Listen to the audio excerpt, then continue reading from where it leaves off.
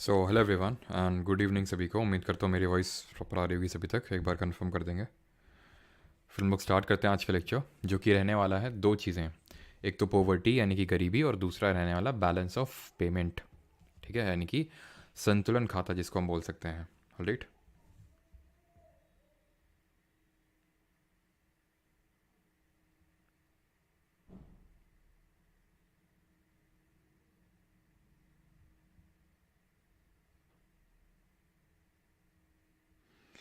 एक बार कंफर्म करेंगे सारी चीज़ें प्रॉपर हैं, फिर हम लोग स्टार्ट करते हैं।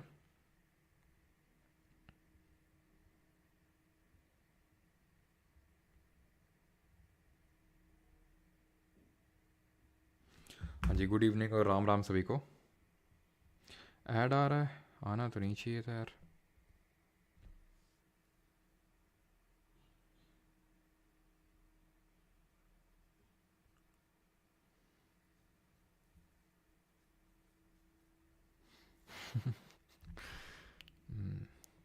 चलो भाई, तो स्टार्ट करते हैं पोवर्टी को। सबसे पहले तो टाइप्स ऑफ पोवर्टी, गरीबी कितने तरह की होती है। तो गरीबी मेनली तीन तरह की होती है। ठीक है, एक तो होता है एब्सोल्यूट पोवर्टी जिसको बोलते हैं एब्सोल्यूट पोवर्टी। दूसरा होता है रिलेटिव पोवर्टी।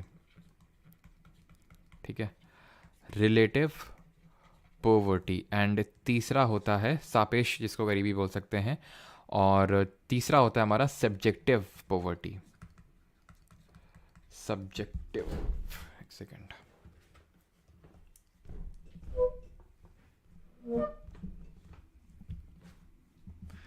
ठीक है, तीसरा टाइप ऑफ पोवर्टी होता है हमारा सब्जेक्टिव पोवर्टी। अब ये जो तीन टाइप्स ऑफ पोवर्टी मैंने लिखे, एब्सोल्यूट, रिलेटिव, सब्जेक्टिव, कुछ तो अंतर होगा। तो वही अंतर अभी समझते हैं कि इन तीनों जो हमारी टाइप्स ऑफ पोवर्टी, इनमें डिफरेंस क्या है। यानी कि जो एक हम बोल सकते हैं इसको, एक तो सापेक्ष गरीबी बोल देंगे। सापेक्ष ये हो जाएगी हमारी, ये हो जाएगी निरपेक्ष। और सब्जेक्टिव को पता नहीं क्या जो भी हिंदी में बोलते हो, बट इनमें हमें मेन डिफरेंस समझना है कि मेन डिफरेंस क्या होता है। तो एब्सोल्यूट पोवर्टी की अगर बात करें तो ये एब्सोल्यूट फॉर्म है। जैसे फॉर एग्जांपल मैंने एक स्टैंडर्ड फिक्स कर दिया कि जो भी दिन का 60 रुपये से कम कमाता है वो पुअर है। या फिर मान लेते हैं कि भाई जो भी साल का, ठीक है, जो भी मतलब कोई भी मैं एक स्टैंडर्ड फिक्स कर दूंगा, कोई भी मैं एक लाइन निर्धारित कर दूंगा। अभी हम डिफरेंट तरह की पोवर्टी लाइंस भी पढ़ेंगे कि कौन कौन सी हमारी कमिटीज़ बनी और किस तरह से पोवर्टी लाइन का एस्टिमेशन हुआ और कौन करता ही है और कितने साल बाद करता ही है। ठीक है, तो फॉर एग्जाम्पल मैंने बोल दिया कि अगर गाँव में अगर कोई 26 रुपये दिन का से कम कमा रहा है तो वो पुअर है। जैसे अर्बन में अगर बात करें 32 रुपये से कम कमा रहा है तो वो एक पुअर है। जैसे फॉर एग्जांपल अगर मैं ओवरऑल बात करूं अक्रॉस द वर्ल्ड, तो ये वर्ल्ड बैंक ने निर्धारित कर रखा है, जो विश्व बैंक है, जो वर्ल्ड बैंक है, उसने अपना निर्धारित कर रखा है 2011-12 में। उसने ये बोला था कि अगर कोई भी $1.9 या फिर $1.90 से अगर कम पैसे कमाता है तो वो एक एक्सट्रीम पुअर है। फिर बाद में इसको रिवाइज कर दिया गया था एंड वो अभी $2.15 हो चुका है। तो अगर कोई इतना से कम कमाता है डेली बेसिस पे तो उसको हम एब्सोल्यूट पोवर्टी बोलेंगे। अभी रिसेंटली एक ब्रुकिंस यूएसए का जो एक थिंक टैंक है, जैसे हमारे यहाँ पे नीति आयोग है, तो वैसे एक थिंक टैंक है, उसने एक डेटा रिलीज़ किया था, एक सर्वे, एक रिपोर्ट रिलीज़ की थी जिसमें कि उसने ये बताया था कि कैसे India has eliminated the extreme form of poverty. वो हम बाद में देखेंगे पोवर्टी के टॉपिक में लास्ट में। ठीक है, तो एब्सोल्यूट पोवर्टी आप समझिए कि एब्सोल्यूट यानी कि खाने पीने के मतलब बेसिक नीड्स को फुलफिल करने के लिए चीज़ें नहीं हैं, बेसिक नीड्स। ठीक है, यानी कि जहाँ पे आपकी बेसिक नीड्स नहीं फुलफिल हो सकती। देखिए, आप बोर्ड एग्जाम में नहीं बैठ रहे हैं जो आपको पूरी प्योर डेफिनेशन पता होनी चाहिए कि आपको लिखना क्या, वहाँ पे समझ आनी चाहिए चीज़ें। बेसिक नीड्स अगर आप फुलफिल नहीं कर पा रहे हैं, एब्सोल्यूट पुअर हैं। रिलेटिव पोवर्टी का मतलब क्या है? रिलेटिव का मतलब वही है ना कि जैसे फॉर एग्जांपल मैं गरीब हूँ मैं अगर मैं खुद को कंपेयर करूं फॉर एग्जांपल मेरे पड़ोसी से, तो हो सकता है मैं अमीर हूं। लेकिन फॉर एग्जांपल मैं अगर कंपेयर करूं खुद को अंबानी से, तो डेफिनेटली मैं गरीब हूं। ठीक है, पूरा हर कोई गरीब है। तो वो रिलेटिव पॉवर्टी हो गई जहाँ पे मैं किसी से कंपेयर कर रहा हूँ। जैसे फॉर एग्जांपल अगर मैंने मान लो कि अपना मोहल्ला लिया है, ठीक है, मोहल्ले में 10 घर है मान लेते हैं। ठीक है, मोहल्ले में इस तरह से 10 घर हैं और उनमें से एक मेरा घर है, मैं रह रहा हूँ ये। ठीक है, अब मैं क्या करता हूँ, इन सब का अगर मैं जोड़ूं कि भाई इस घर की इनकम कितनी है महीने की, तो हो सकता है इस घर की महीने की इनकम हो 50,000, इस महीने इस घर की इनकम हो 10,000 महीने की, इस घर की इनकम हो 2 लाख। तो ठीक है, 2 लाख हो, इसकी मान लेते हैं 70,000 हो। तो मैंने सबका कैलकुलेट किया, मैंने पाया कि भाई 60,000 ऑन एन एवरेज जो है पूरे मोहल्ले की इनकम है मंथली 60,000। अपनी जब मैं देखता हूँ अपने घर की तो 50,000 है। तो यानी कि रिलेटिवली मैं पुअर हूँ। वैसे तो बेसिक नीड्स फुलफ़िल करने के लिए मेरे पास पैसे हैं, सारी चीज़ें हैं, लेकिन अगर मैं कंपेयर करूं बाकी लोगों से ऑन एन एवरेज तो मैं पुअर हूं। तो रिलेटिव यानी कि रिलेटिवली यानी कि जब मैं किसी से कंपेयर कर रहा हूं। अब ये सब्जेक्टिव पॉवर्टी क्या होती है? तो ये नई फॉर्म ऑफ पॉवर्टी है। आप बोल सकते हैं सब्जेक्टिव पॉवर्टी। ये कुछ इस तरह की पॉवर्टी होती है, मैं गरीब हूँ, मतलब कि खुद का डैश रोना, ठीक है। आगे अपने हिसाब से फुल कर लीजिए। तो उसको बोलते हैं कि आप सब्जेक्टिव पॉवर्टी है। जैसे फॉर एग्जांपल अगर मैं रोऊं कि यार मेरे पास एप्पल का वो मैकबुक लेने के लिए पैसे नहीं है, मैं गरीब हूँ, ठीक है, तो मैं गरीब हूँ, इस तरह का। मेरा सब कुछ है, बेसिक नीड्स फुलफिल हो रही हैं, सब कुछ है, बट फिर भी यानी कि अगर चाहे तो अंबानी का लड़का भी खुद को गरीब बता सकता है सब्जेक्टिव पॉवर्टी का हवाला देते हुए, ठीक है।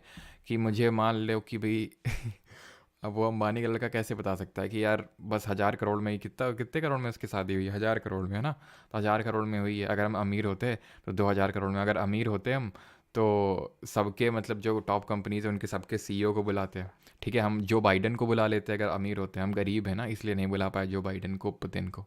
तो इस तरह से वो सब्जेक्टिव पॉवर्टी है, वो आप समझ गए होगे। बस इसमें समझना था, ऐसा कोई बहुत ज़्यादा रटने वाली चीज़ नहीं है, ठीक है। Talking about sustainable development goals, आपको पता होगा ये SDGs है हमारे। इसके रिगार्डिंग मैंने एक शॉर्ट वीडियो भी डाल रखा है जिसमें कि मैंने आपको ये बताया कि कैसे हाँ, खाओ वहाँ कसम।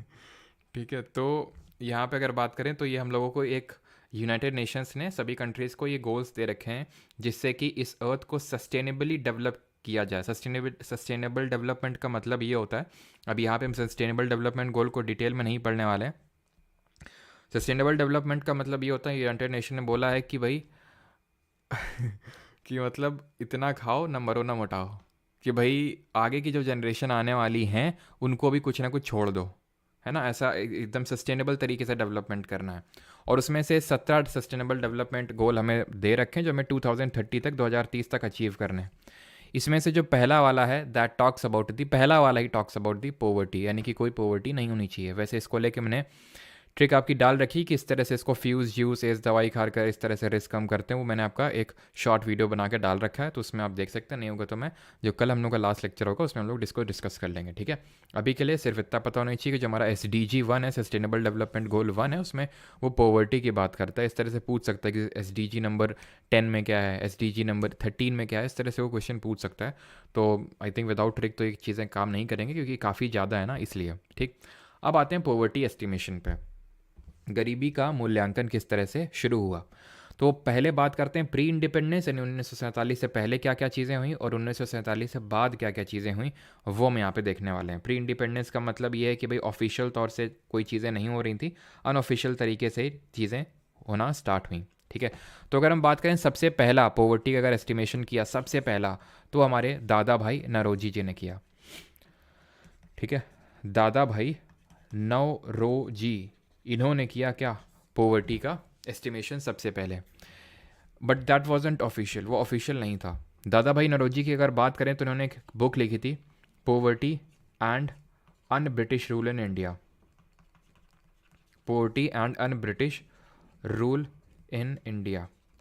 ये जो इन्होंने किताब लिखी थी दादा भाई नौरोजी में, दादा भाई नौरोजी जी ने, इसमें इन्होंने बात करी थी कि किस तरह से ड्रेन ऑफ वेल्थ हो रहा है और इसी में ही इन्होंने बात करी थी, ड्रेन ऑफ वेल्थ से मेरा मतलब है कि किस तरह से ब्रिटिशर्स लूट रहे हैं। और यही बात बाद में भी शशि थरूर ने अपनी book an era of darkness में भी बताई थी कि किस तरह से ब्रिटिशर्स ने 200 साल एकदम एक्सट्रीम फॉर्म ऑफ लूट करी है। और इसी पर्टिकुलर बुक में एक अनऑफिशियल तौर से पॉवर्टी लाइन का एस्टिमेशन दिया था दादा भाई नौरोजी जी ने, जो हमने हिस्ट्री में देखा था। इन्होंने ईस्ट इंडिया एसोसिएशन बनाया था, जरा कमेंट बताएंगे किस ईयर में बनाया था। Grand old man of India के नाम से जानते हैं। रस्त गुफ्तार इन्होंने वीकली निकाला था, किसके लिए, पारसी कम्युनिटी के लिए, बिकॉज खुद पारसी कम्युनिटी से बिलोंग करते थे। कांग्रेस के 3 बार चेयरमैन रह चुके हैं ये, राइट। तो अगर हम बात करें, ये तो चीज़ें हो गई कि ठीक है सबसे पहले किसने पॉवर्टी एस्टिमेशन के बारे में सोचा, दादा भाई नौरोजी, जो कि हमारे पहले ब्रिटिश मतलब पहले इंडियन ब्रिटिश MP थे, यानी ब्रिटेन के पार्लियामेंट में मेंबर ऑफ पार्लियामेंट थे, और इन्होंने ईस्ट इंडिया एसोसिएशन 1866 में बनाया था। देन दूसरा जो सबसे पॉवर्टी एस्टिमेशन हुआ वो सुभाष चंद्र बोस जी ने इसमें एक कदम उठाया जब उन्होंने नेशनल प्लानिंग कमेटी सेटअप करी, नेशनल प्लानिंग कमिटी, इसको क्या बोल देंगे, राष्ट्रीय प्लानिंग को क्या बोलेंगे, योजना, राष्ट्रीय योजना समिति। इसकी सेटअप मतलब इसको सेटअप किया 1938 में, 1938 में इसको स्टैब्लिश किया। इसके जो पहले चेयरमैन थे, दैट इज़ फर्स्ट चेयरमैन थे इसके जवाहरलाल नेहरू, जिन्होंने इस नेशनल प्लानिंग कमेटी को चेयरमैनशिप करी। और उन्होंने कुछ पॉवर्टी के एस्टिमेट्स दिए, जो कि हमें जानने की ज़रूरत नहीं क्या कैसे क्या एस्टिमेट्स थे, बस पता होना चाहिए आपको कि नेशनल प्लानिंग कमेटी कब बनी, उसके पहले चेयरमैन कौन थे। देन इसके बाद तीसरे नंबर में अगर हम बात करें तो आता है हमारा बॉम्बे प्लान ऑफ 1944, जहाँ पे हमारे कुछ उद्योगपति मिलते हैं 1944 में बॉम्बे में, और वो एक पॉवर्टी एस्टिमेशन देते हैं कि भाई जो 75 रुपये इन्होंने जो एस्टिमेशन दिया था वो 75 रुपये पर पर्सन पर ईयर की इन्होंने बात कही थी, तब 1944 की बात हो रही, तो आप थोड़ा समझ सकते हैं कि 75 रुपये उस समय थोड़ा कुछ मायने रखते होंगे। क्लियर इतनी चीज़ें, तो ये प्री इंडिपेंडेंस में हुई थी। फिर से मैं समराइज कर देता हूँ कि हमने पढ़ा क्या है। हमने पढ़ा है सबसे पहले पॉवर्टी के टाइप्स कितने होते हैं, तो हमने पढ़ा absolute poverty, relative poverty and subjective poverty. फिर इसके बाद हमने पढ़ा कि किस तरह से पॉवर्टी का मतलब सस्टेनेबल डेवलपमेंट गोल जो SDG 1 है, that talks about the zero poverty, जो हमें अचीव करना टिल 2030। एंड उसके बाद हम पॉवर्टी एस्टिमेशन पे आए कि किस तरह से पॉवर्टी का एस्टिमेशन स्टार्ट हुआ, जिसको हमने दो कैटेगरीज में बाइफर्केट किया, pre independence and post independence. Pre independence मतलब आज़ादी से पहले तीन चीज़ें, एक तो दादा भाई नौरोजी ने सबसे पहले स्टार्ट किया था अपनी book poverty and British rule in India में, उसका जिक्र भी इन्होंने किया। दूसरे नंबर पे नेशनल प्लानिंग कमेटी, राष्ट्रीय योजना समिति 1938 में, जो सुभाष चंद्र बोस जी ने बनाई थी इसको, ठीक है, लेकिन चेयरमैनशिप इसकी करी थी सबसे पहले नेहरू जी ने। एंड थर्ड नंबर पे आता है हमारा बॉम्बे प्लान 1944 का। इज दैट क्लियर यहाँ तक? अब इसके बाद देखने वाले हैं पोस्ट इंडिपेंडेंस। पोस्ट इंडिपेंडेंस से बहुत सारी कमिटीज़ बनी। अब ये कमिटीज़ दे देता है, क्वेश्चन पूछ लेता है कि भाई ये कमेटी किससे एसोसिएटेड है, तो आंसर उसका होता है पॉवर्टी एस्टिमेशन। तो सबसे पहले तो आपको ये याद होना चाहिए, जो यहाँ पे मैं कमिटीज़ के नेम लिखने वाला हूँ, कि इनका संबंध किससे है, इनका संबंध यानी इनका रिलेशन किससे है, तो वो पॉवर्टी से होगा, ऑब्वियस सी बात है। अब इनमें कुछ इक्का दुक्का इंपॉर्टेंट चीज़ें हैं, इनके डेप्थ में नहीं जाना बहुत ज़्यादा, जो इक्का दुक्का इंपॉर्टेंट पॉइंटर्स हैं वो हमें पता होने चाहिए, ठीक है। पोस्ट इंडिपेंडेंस में, तो पोस्ट इंडिपेंडेंस में जो सबसे पहली कमेटी बनी, दैट वाज, मतलब इसको कमेटी तो नहीं बोलेंगे, ठीक है, कोई ऑफिशियल तौर से गवर्नमेंट ने नहीं बनाई कि भाई चलो दांडेकर जी और रथ जी ने ये एक पॉवर्टी लाइन दी। ऐसा नहीं कि गवर्नमेंट ने बनाई थी कि भाई दांडेकर रथ जी की चेयरमैनशिप पे कोई कमेटी बनी थी, नहीं। इन्होंने अपने मन से, दांडेकर रथ जी ने अपने मन से 1971 में एक पॉवर्टी का एस्टिमेशन दिया था, यानी कि it was the first systematic, because अभी तक तो अनऑफिशियल तरीके से सारी चीज़ें हो रही थी जो प्री इंडिपेंडेंस अगर हम बात करें, ठीक है। अभी एक तो अनऑफिशियल और सिस्टमेटिक नहीं था, ठीक है। तो पहला सिस्टमेटिक अगर हम बात करें तो जो असेसमेंट दिया पॉवर्टी का, वो दांडेकर और रथ जी ने दिया, first systematic assessment of poverty, जहां पे उन्होंने NSSO that is national sample survey organisation का डेटा यूज किया, ठीक है। ये क्या है हमारा नेशनल सैंपल सर्वे ऑर्गेनाइजेशन, जो कि किस मिनिस्ट्री के अंडर आता है, उसी मिनिस्ट्री के तहत जिसके अंदर हमारा CSO आ रहा था, जो कि CPI यानी कंज्यूमर प्राइस इंडेक्स को कैलकुलेट कर रहा था, that is MOSPI, ministry of statistics and programme implementation. तो ये जो NSSO है, ये हर 5 साल में अपना एक डेटा रिलीज करता है, जिसके बेसिस पे पॉवर्टी का एस्टिमेशन किया जाता है। ये पॉवर्टी का एस्टिमेशन अगर हम बात करें तो पिछली बार 2011-12 में हुआ था, तब से हुआ नहीं है। बट ये चीज़ अपने दिमाग में आपको याद रखनी है कि जो NSSO है उसका डेटा हर 5 साल में आता है, नेशनल सैंपल सर्वे ऑर्गेनाइजेशन का, जिसके बेसिस पे पॉवर्टी का एस्टिमेशन किया जाता है। Is that clear? यहाँ पे इन्होंने एक्सपेंडिचर बेस्ड पॉवर्टी लाइन दी थी। कैसे? एक्सपेंडिचर बेस कि भाई इतना खर्चा कर रहे हैं तो ये पुअर होंगे, और इतना मतलब इससे कम कर रहे हैं तो नहीं होंगे। एक्सपेंडिचर बेस्ड पॉवर्टी लाइन दी थी। बस इसमें आपको इतनी ही चीज़ें याद रखने की ज़रूरत है दांडेकर एंड रथ कमेटी में। दूसरी हमारी कमेटी आती है जिसका नाम है, इसके बाद जो बनती है दांडेकर एंड रथ, वो पहली वाली तो कमेटी नहीं थी, बट ये एक कमेटी के तौर पे बनती है अलग कमेटी, जो वाई अलग जो जी थे हमारे, उनके चेयरमैनशिप पे बनी थी अलग कमेटी। ये बनी थी 1977 में, बट इसने जो अपनी रिपोर्ट दी थी वो 1979 में दी थी। मतलब फॉर्म हुई थी 1977 में, बट अपनी जो रिपोर्ट पब्लिश करी थी वो 1979 में हुई थी। इसने बोला था न्यूट्रिशन बेस्ड पॉवर्टी लाइन, ठीक है, न्यूट्रिशन यानी कि लोग कितना न्यूट्रिशन ले रहे हैं उसके बेस पे पॉवर्टी लाइन होनी चाहिए, न्यूट्रिशन बेस्ड पॉवर्टी लाइन, जिसमें कि इन्होंने बोला रूरल के लिए यानी कि जो लोग गांव में रह रहे हैं अगर वो 2400 कैलोरी कंज्यूम कर रहे हैं तो वो पुअर नहीं है, 2400 कैलोरी या फिर उससे ज़्यादा मंथली बेसिस पे, एंड अगर डेली बेसिस पे। एंड अगर बात करें अर्बन, ठीक है, अर्बन की अगर बात करें तो ये 2100 कैलोरी, क्योंकि ऑब्वियस सी बात है रूरल में ज़्यादा फिजिकल वर्क रिक्वायरमेंट होती है तो उसमें ज़्यादा नंबर ऑफ कैलोरीज यहाँ पे रखा गया है, एंड यहाँ पे 2100 कैलोरी रखा गया अर्बन में अगर बात करें। तो इससे ज़्यादा अगर कोई कंज्यूम कर रहा है तो वो पुअर नहीं है, इससे नीचे तो पुअर है। तो सबसे पहले न्यूट्रिशन बेस्ड पॉवर्टी लाइन किसने दी? अलग कमिटी ने दी। तीसरा, जो तीसरी कमिटी हमारी बनी दैट वाज लकड़ावाला कमिटी, ठीक है, लकड़ावाला कमिटी बनती है, ये 1991 में बनती है ये कमिटी, एंड अपना जो डेटा पब्लिश करती है वो 1993 में करती है, 1993 में। जहाँ पे इसने एक तो पहली चीज़ तो ये बोली कि स्टेट वाइज पॉवर्टी लाइन होनी चाहिए, ठीक है, स्टेट वाइज, क्योंकि हर स्टेट में अलग अलग डायमेंशंस होते हैं पॉवर्टी के, तो स्टेट वाइज इसने पॉवर्टी लाइन को रिकमेंड किया। एंड इसने ये चीज़ बोली कि जो गांव है यानी कि अगर हम बात करें रूरल इंडिया में जहाँ पर लेबरर्स एक तरह से ज़्यादा या मतलब एग्रीकल्चरल वर्कर्स ज़्यादा हैं, तो वहाँ पे CPI that is consumer price index agriculture worker, अगर आपको याद आ रहा हो मैंने डिफरेंट टाइप के आपको CPI पढ़ाए थे, CPI agricultural worker, CPI industrial worker, CPI urban rural combined, ठीक है। तो उसमें से अगर जब हम रूरल की बात करते हैं इस कमिटी ने ये बोला तो CPI AW को यूज़ किया जाए, और जब हम अर्बन इंडिया में आते हैं तो वहाँ पे CPI consumer price index industrial workers या फिर इंडस्ट्रियल लेबरर्स को इस पर्टिकुलर डेटा को यूज़ किया जाए। तो state wise poverty line and इस तरह से CPI AW and CPI IL या फिर IW का यूज़ इंडस्ट्रियल लेबर्स का यूज़ किया जाना चाहिए, लकड़ा वाला कमेटी ने बताया था।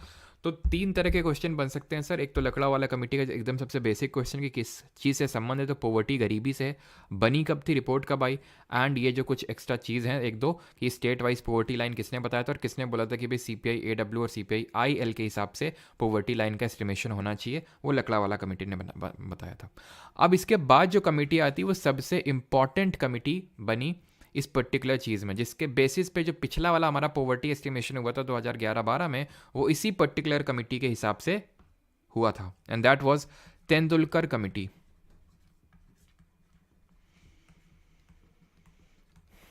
ये है तेंदुलकर कमेटी जो बनती है 2007 में और अपना एक तरह से जो डेटा रिपोर्ट पब्लिश करती है वो 2009 में पब्लिश करती है अपने जो रिपोर्ट है। इसने सबसे पहली चीज़ जो सबसे आपको याद रखनी है इंपॉर्टेंट, दैट इज इसने ये बोला कि जो अभी तक यूनिफॉर्म रेफरेंस पीरियड यूज़ हो रहा था या फिर यूनिवर्सल या फिर यूनिफॉर्म रेफरेंस पीरियड का यूज़ हो रहा था, इसको रिप्लेस कर दीजिए अब किससे, इसको रिप्लेस कर दीजिए मिक्स्ड रेफरेंस पीरियड से, मिक्स्ड रेफरेंस पीरियड। अब बात ये आती है कि मतलब क्या है यूनिफॉर्म रेफरेंस पीरियड और मिक्स्ड रेफरेंस पीरियड में डिफरेंस क्या है। तो यूनिफॉर्म रेफरेंस पीरियड का मतलब है कि जैसे घर घर जाएंगे और पूछेंगे कि आपने प्रीवियस 30 दिन में, प्रीवियस 30 डेज में किन किन चीज़ों को कंजम्पशन किया, वो कितनी चीज़ों को कंजम्पशन किया, उनकी वैल्यू क्या थी, इस तरह से।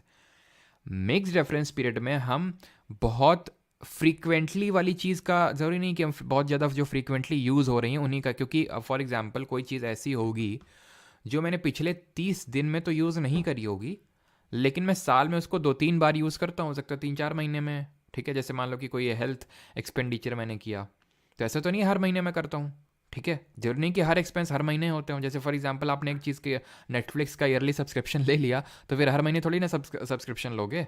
तो वो है मिक्स रेफरेंस पीरियड, जहाँ पे हम 30 दिन नहीं पूरे एक तरह से साल का डेटा निकाल रहे हैं। ये बहुत इंपॉर्टेंट फैक्ट है कि सबसे पहले किस कमेटी ने बोला था कि URP से आप शिफ्ट हो जाइए MRP में, मिक्स रेफरेंस पीरियड पे।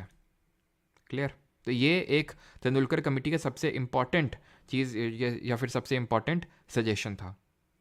फिर इसने ये बोला कि हेल्थ और एजुकेशन को भी बेसिक नीड्स में लेना चाहिए, क्योंकि अब जैसे हेल्थ हो गया, एजुकेशन हो गया, ये सब एक्सपेंडिचर्स जो होते हैं ज़रूरी नहीं कि हर महीने हो सकता है साल में एक बार या फिर साल में 3-4 बार हो, ठीक है। तो ये बहुत ज़्यादा फ्रीक्वेंटली नहीं होते हैं, तो ये मिक्स रेफरेंस पीरियड के तहत ही आते हैं। तो हेल्थ एजुकेशन इनको भी बेसिक नीड्स के तहत लेना चाहिए।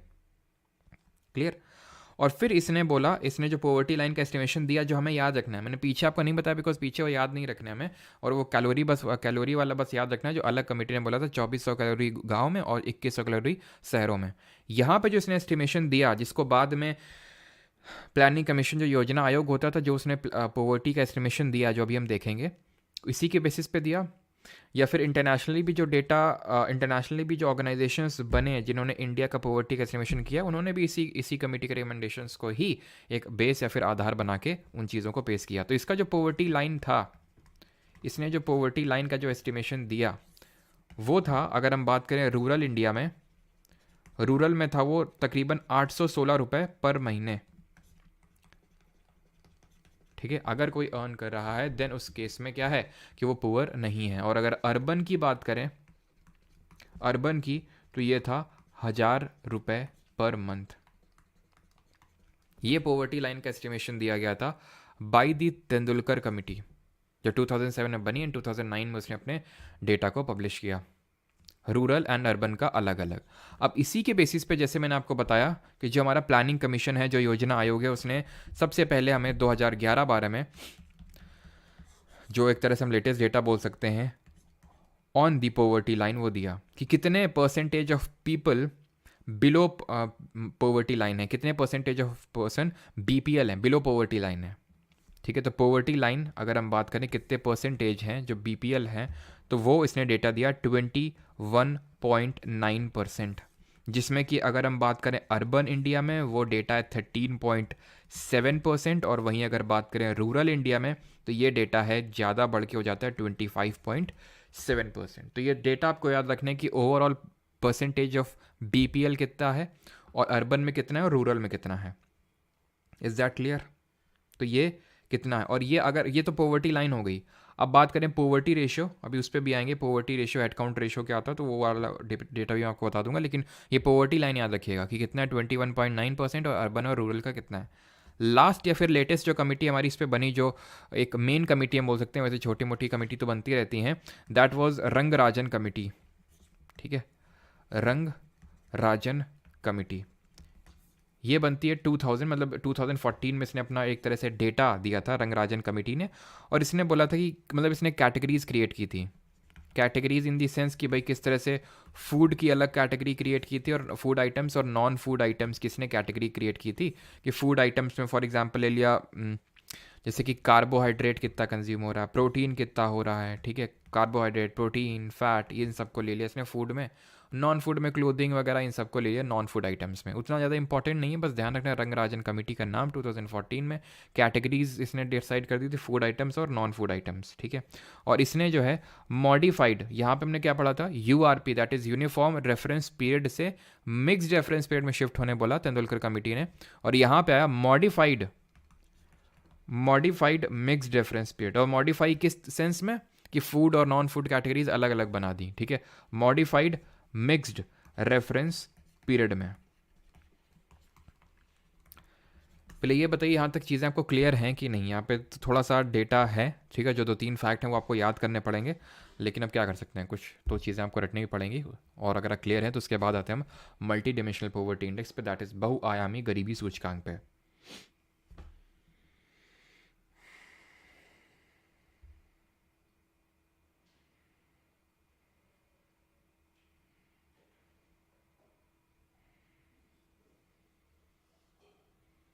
क्या स्टक, क्या बफरिंग वगैरह हो गई क्या?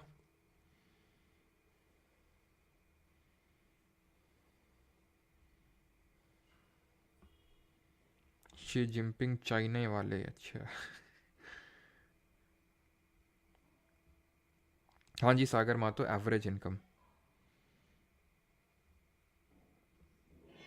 सर बाकी कल पढ़ेंगे, रजत दलाल लाइव आ रहा है, मतलब रजत दलाल कौन है भाई? हाँ? चलो भाई, तो इनकम, चलो तो अभी आगे बढ़ते हैं। Multi dimensional poverty index MPI, मतलब हिंदी में बोलते हैं बहुआयामी गरीबी सूचकांक।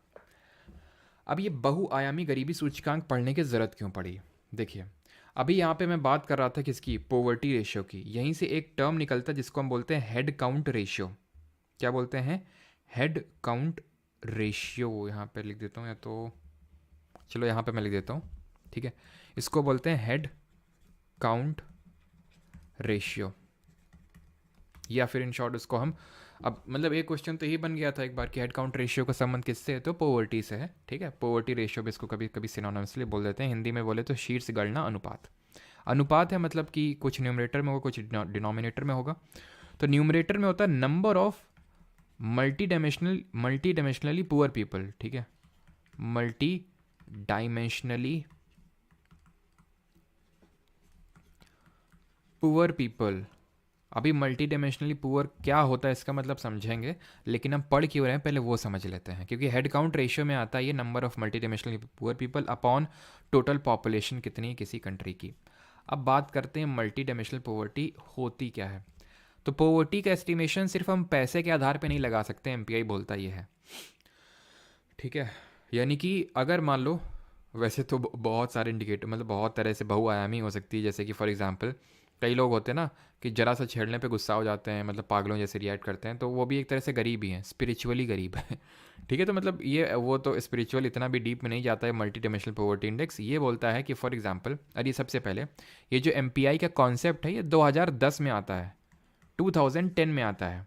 और ये कौन, ये मतलब किसने ये कॉन्सेप्ट को लाया, UNDP, united nations development programme एक संस्था है, उसने ऑक्सफोर्ड पॉवर्टी के साथ मिलके, ऑक्सफोर्ड पॉवर्टी हेल्थ इंस्टीट्यूट है, तो मैं इन शॉर्ट ऑक्सफोर्ड पॉवर्टी लिख रहा हूँ, इसके साथ मिलके ह्यूमन डेवलपमेंट इनिशिएटिव, एक यूएनडीपी की संस्था है, human development initiative, human development initiative.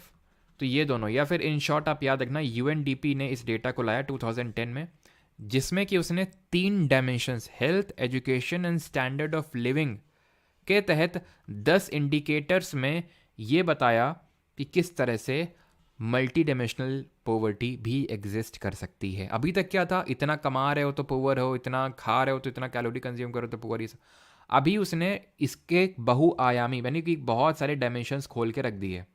यानी कि आप अगर मान लो कि ठीक है कमा तो रहे, आपकी हेल्थ अच्छी नहीं है, आप इलिटरेट हो, आपने एजुकेशन नहीं लिया, तो आप गरीब हो, फिर भी आप गरीब हो, ठीक है। स्टैंडर्ड ऑफ लिविंग आपका अच्छा नहीं है, फॉर एग्जांपल मान लेते हैं आप का प्रॉपर सैनिटेशन के लिए जगह नहीं है, ठीक है, कुकिंग फ्यूल नहीं है आपके पास, अभी भी लकड़ी चूल्हे का इस्तेमाल कर रहे हैं, ड्रिंकिंग वाटर नहीं है प्रॉपर, ठीक है, इनकम तो होगी, तो भी आप पुअर हैं। लेकिन बात यह आती है कि क्या इनमें से एक भी चीज़ नहीं हुई तो पुअर हैं क्या? नहीं। पहली बात, इसमें 3 चीज़ें याद रखनी है आपको। ये डेटा कौन रिलीज करता है? यूएनडीपी। कितने डायमेंशंस हैं? 3, health, education, standard of living. कैसे भी करके इसको याद रखना कि भाई HES या फिर कुछ भी अपना निमोनिक बना सकते हो, शी करके बना सकते हो, शी से कैसे याद कर सकते हो? Standard of living, health and education. Indicators इसमें कितने हैं? 10 गिन सकते हैं, ये 2 हो जाएंगे, ये 2 4 हो गए, और इसमें आपके 6। ये इंडिकेटर्स नहीं हैं, दीज आर पॉवर्टी के मेजर्स, इंटेंसिटी ऑफ पॉवर्टी और head count ratio. Head count ratio भी मैं बता चुका हूँ आपको, ये आपके इंडिकेटर्स नहीं है। तो टोटल 10 इंडिकेटर होते हैं। हेल्थ के तहत 2 आते हैं, न्यूट्रिशन और चाइल्ड मोर्टालिटी। जैसे यूपीएससी जैसे एग्जाम्स में तो ये पूछ लेता है कि इनमें से कौन सा इंडिकेटर है, कौन सा नहीं है, ठीक है, इस तरह से भी क्वेश्चन आ जाते हैं।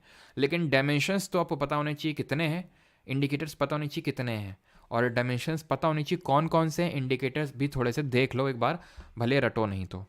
न्यूट्रिशन, चाइल्ड मोर्टालिटी, ईयर्स यानी कि आपने कितने साल स्कूल में बिताए हैं, स्कूल में आपकी अटेंडेंस कितनी है, ठीक है, स्कूल में नाम तो लिखा हुआ, जाते ही नहीं स्कूल। कुकिंग फ्यूल की, अगर cooking fuel, sanitation, drinking water, electricity, housing assets, ये सब आते हैं स्टैंडर्ड ऑफ लिविंग पे, ठीक है। स्टैंडर्ड ऑफ लिविंग एक डायमेंशन है, उसके तहत ये इंडिकेटर्स आते हैं। शी याद रखना है आपको डायमेंशंस में अगर हम बात करें। तो ये चीज़ आपको समझ आई। इसी से इंस्पायर होके हमारा थिंक टैंक है नीति आयोग, ठीक है, NITI Aayog, that is national institute for transforming India. जो आपको पता है, बताइए जरा ये कौन सा आर्टिकल ऑफ कॉन्स्टिट्यूशन मेंशन्ड है, बताइए जल्दी से कमेंट में। तो ये नीति आयोग जो है अपने अलग से 12 इंडिकेटर्स, और हाँ, अब पुअर किस हिसाब से बोलेंगे, अगर आप 1/3 ऑफ इंडिकेटर्स, 10 है ना, 1/3 ऑफ इंडिकेटर्स में अगर आप पुअर हैं, so you are poor, at least 1/3 में। एक डायमेंशन में आप मान लो न्यूट्रिशनली आप पुअर हैं, बाकी तो ठीक है सब कुछ, तो आप पुअर नहीं है, 1/3 है यहाँ पे क्राइटेरिया होता है। नीति आयोग अपने 12 इंडिकेटर्स, 12 पैमानों में मापता है मल्टी डायमेंशनल पॉवर्टी इंडेक्स को, national multi dimensional poverty index निकालता है, नेशनल एमपीआई निकालता है। रिसेंटली अभी एक इसने डेटा पब्लिश किया था, and that was multi dimensional poverty in India since 2005-6 2005-6 के डेटा को से इसने कंपेयर किया था कि मल्टी डायमेंशनल पुअर कितना है अभी। तो इसने ये बोला कि 24.82 करोड़ जो इंडियंस हैं दे हैव एस्केप्ड पोवर्टी, यानी पोवर्टी से भी रिसेंटली डेटा पब्लिश हुआ था, आई थिंक नवंबर या दिसंबर में ऑफ 2023। तो एस्केप्ड पोवर्टी यानी कि पोवर्टी से बाहर निकल चुके हैं, एंड यूपी में सबसे ज़्यादा लोग पोवर्टी से बाहर निकले हैं, सबसे ज़्यादा यूपी में। ये तो नेशनली कौन पब्लिश करता है? नीति आयोग करता है। नीति आयोग हमारा कोई आर्टिकल नहीं होगा constitution, because it is not a constitutional body, यानी कि ये कोई संवैधानिक निकाय नहीं है, ये एक नॉन स्टैट्यूटरी, यहाँ तक कि स्टैट्यूटरी भी नहीं है, बिकॉज इससे ये कोई एक्ट से नहीं बना था, ये एग्जीक्यूटिव रेजोल्यूशन से बना था, दैट इज़ वाई। क्लियर? तो यहाँ पे पोवर्टी लाइन का तो मैंने आपको डेटा दे दिया, अगर कभी पोवर्टी रेशियो का पूछ ले, जो कि कम पूछता है, पोवर्टी लाइन आपको पता होना चाहिए। तो पोवर्टी रेशियो इंडिया में अगर बात करें रफली 29.5% है, अर्बन में अगर बात करें तो ये 26.4%, एंड रूरल में 30.9% का डेटा। नॉट उतना इंपॉर्टेंट जितना कि पोवर्टी लाइन वाला डेटा इंपॉर्टेंट है। ठीक, अब ये ब्रोकिंग्स करके एक संस्था है, एक थिंक टैंक है यूएसए में, जिसने कि एक ये बोला था कि इंडिया ने किस तरह से एलिमिनेट कर दिया एक्सट्रीम फॉर्म ऑफ पोवर्टी। ये डेटा का आधार क्या था? इसने ये चीज़ को एस्टिमेट किया कि किस तरह से जो वर्ल्ड बैंक, क्योंकि इसने कंपेयर किया 2011-12 के जो समथिंग डेटा था से अभी के डेटा को। तो इसने बोला कि उस समय का डेटा, जब वर्ल्ड बैंक का अगर हम वो $1.9 जो मैंने आपको बताया था, $1.90 वाला अगर डेटा लें, तो उस समय 20% लोग एक्सट्रीम पॉवर्टी में रह रहे थे भारत में, लेकिन अभी वो डेटा 2% हो चुका है, यानी कि ड्रास्टिकली रिड्यूस हो चुका है। तो इसका मतलब ये नहीं है कि 2% का मतलब है कि अभी भी है एक्सट्रीम फॉर्म ऑफ पॉवर्टी, ऐसे नहीं कि सबको ही कहीं पे गरीबी देखने नहीं मिलेगी, लेकिन हाँ मेजॉरिटी निकल चुकी है, यानी कि India has escaped extreme form of poverty. ठीक है, जिस तरह से अंग्रेजों ने लूट मचाई थी, जिसकी मैं बात करता था, शशि थरूर जी ने वो अपनी बुक में लिखी थी। शशि थरूर जब बोलते हैं ना, ठीक है, तो अंग्रेजी में लपेट के रख देते हैं ब्रिटिशर्स को और वो मतलब एकदम खुला ओपनली इस चीज़ को लेके उन्होंने बात की कई सारे पब्लिक प्लेटफॉर्म्स में, अगर आपने देखा हो तो। खैर आगे बढ़ते हैं, और आगे अब आपका काम है, क्वेश्चन का आंसर करिए ज़रा जल्दी से। Who among the following formulated the concept of poverty as a measurable development indicator in the Indian subcontinent? Which one of the following indicators is included in the multidimensional poverty index? ये CDS में पूछे गए questions हैं, बताइए जल्दी से, ये CDS में पूछे गए हैं।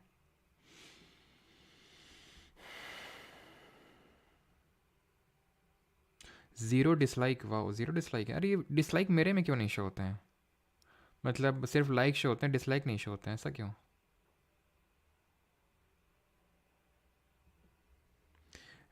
एक्स्ट्रा एलविश का आना। अबे एलविश तुम लोग भी मतलब एकदम छपरी टाइप हरकतें मत करो, हैं? छपरी या लोग टाइप बोलें एलविश भाई तो ठीक है, समझ आता है।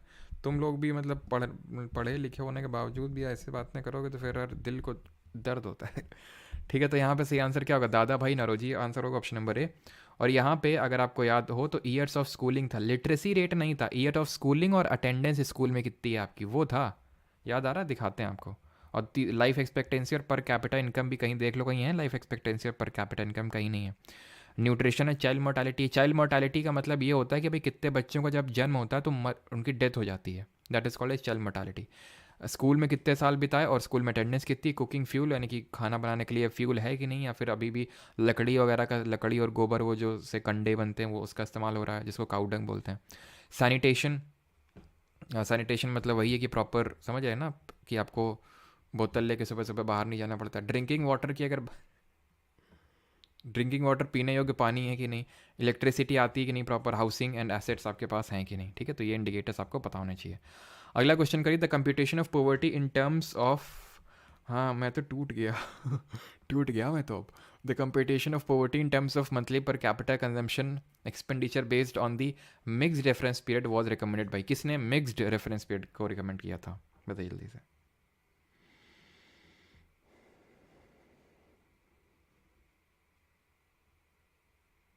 अच्छा ऐसा है क्या, एनसाइक्लोमैथ्स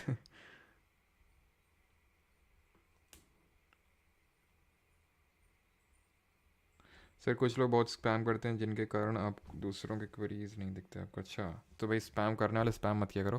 तो सही आंसर क्या होगा? तेंदुलकर कमेटी, ठीक है। Option number B. अभी हमने देखा तेंदुलकर कमेटी ने बोला था कि आप यूआरपी से, दैट इज यूनिफॉर्म या फिर यूनिवर्सल रेफरेंस पीरियड से शिफ्ट हो जाओ मिक्स्ड रेफरेंस पीरियड में। ऑलराइट, तो ये सारी कमिटीज़ किससे एसोसिएटेड है? पॉवर्टी से ही एसोसिएटेड है। और रंगराजन कमेटी ने क्या बोला था, जो हमारी लास्ट कमेटी थी। अब आते हैं लॉरेंस कर्व पे, ध्यान से समझना आप, ठीक है। लॉरेंस कर्व क्या होता है? तो लॉरेंस कर्व वो कर्व होता है जो हमें इनइक्वालिटी के बारे में बताता है, असमानता के बारे में चीज़ें बताता है। इनइक्वालिटी कि देश में असमानता कितनी है। तो ये एक इस तरह से डेटा बनता है, मतलब इस तरह से ग्राफ प्लॉट होता है, ध्यान समझना।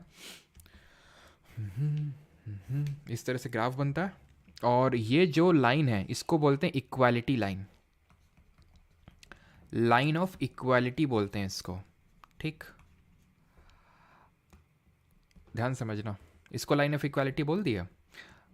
इससे जितना आप नीचे हैं उतना ही आप पुअर हैं, उतनी ही एक इनइक्वालिटी। अब इनइक्वालिटी होती क्या है वो समझ लो, अगर जिन लोगों को पल्ले नहीं पड़ रहा है।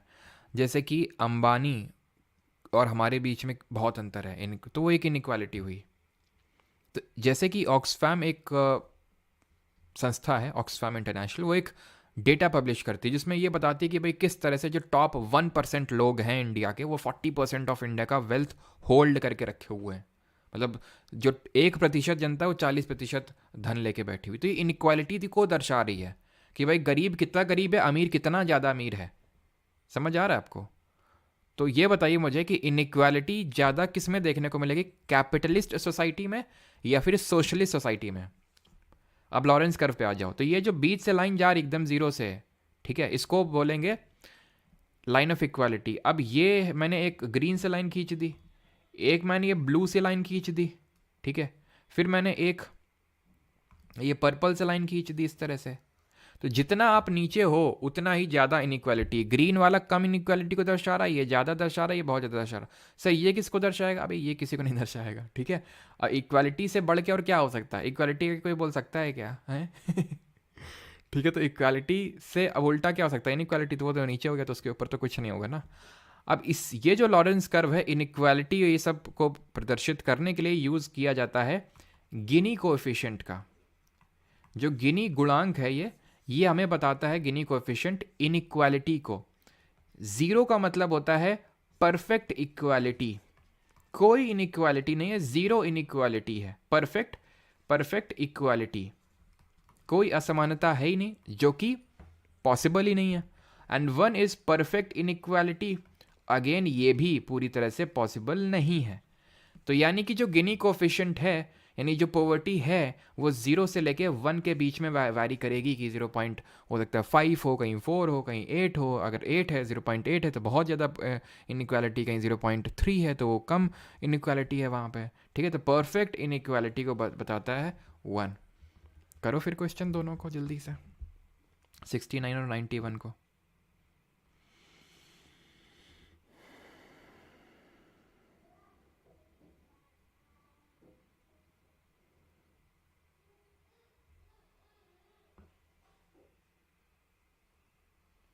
बताइए जल्दी से, फिर उसके बाद हम बढ़ते हैं बैलेंस ऑफ पेमेंट की तरफ। Lorenz curve, Phillips curve, Engel curve, Laffer curve. इसमें से आपने एंजल कर्व नहीं पढ़ा है, बाकी लॉरेंस अभी पढ़े हो, फिलिप्स और लैफर पहले।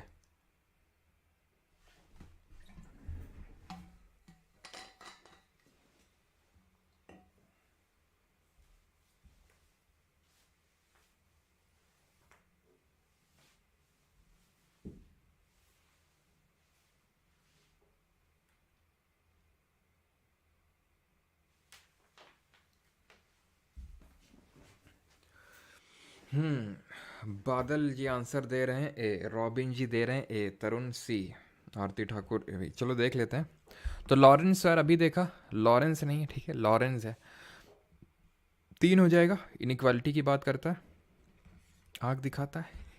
फिलिप्स कर्व की अगर बात करें तो फिलिप्स कर्व हमने पढ़ा था कि फिलिप्स ने क्या बोला था कि इन्फ्लेशन बढ़ेगा तो अनएम्प्लॉयमेंट घटेगा, यानी इन्वर्स रिलेशन होता है ना। इस तरह से कर्व बनता है।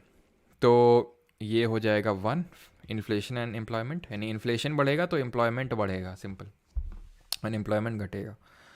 एंजल को छोड़ दो, I am an angel. Laffer curve की अगर बात करेंगे तो लैफर कर्व ये हमने देखा था, ये घंटा शेप का बनता है, बेल शेप का। किस तरह से टैक्स रेट अगर आप बढ़ाओगे तो टैक्स कलेक्शन तो बढ़ता रहेगा बढ़ता रहेगा बढ़ता रहेगा, लेकिन एक पॉइंट ऐसा आएगा कि अगर आप टैक्स रेट बढ़ाओगे तो टैक्स कलेक्शन घट जाएगा। ठीक है, तो ये tax rate and tax revenue, तो अपने आप ये बन जाएगा income and proportion of expenditure on food. 3-1-4-2, option number C. Gini coefficient और Gini ratio can be associated by which of the following measures in an economy, तो ये अभी हमने देखा income inequality, option number C. अब आते हैं भुगतान संतुलन पढ़ते हैं, बैलेंस ऑफ पेमेंट पढ़ते हैं। ठीक है, तो एक डीप ब्रीथ ले लेंगे सभी लोग और फिर हम लोग स्टार्ट करते हैं। ठीक है, और आंखों को जो है 5-6 बार एटलीस्ट ब्लिंक कर लेंगे, है ना।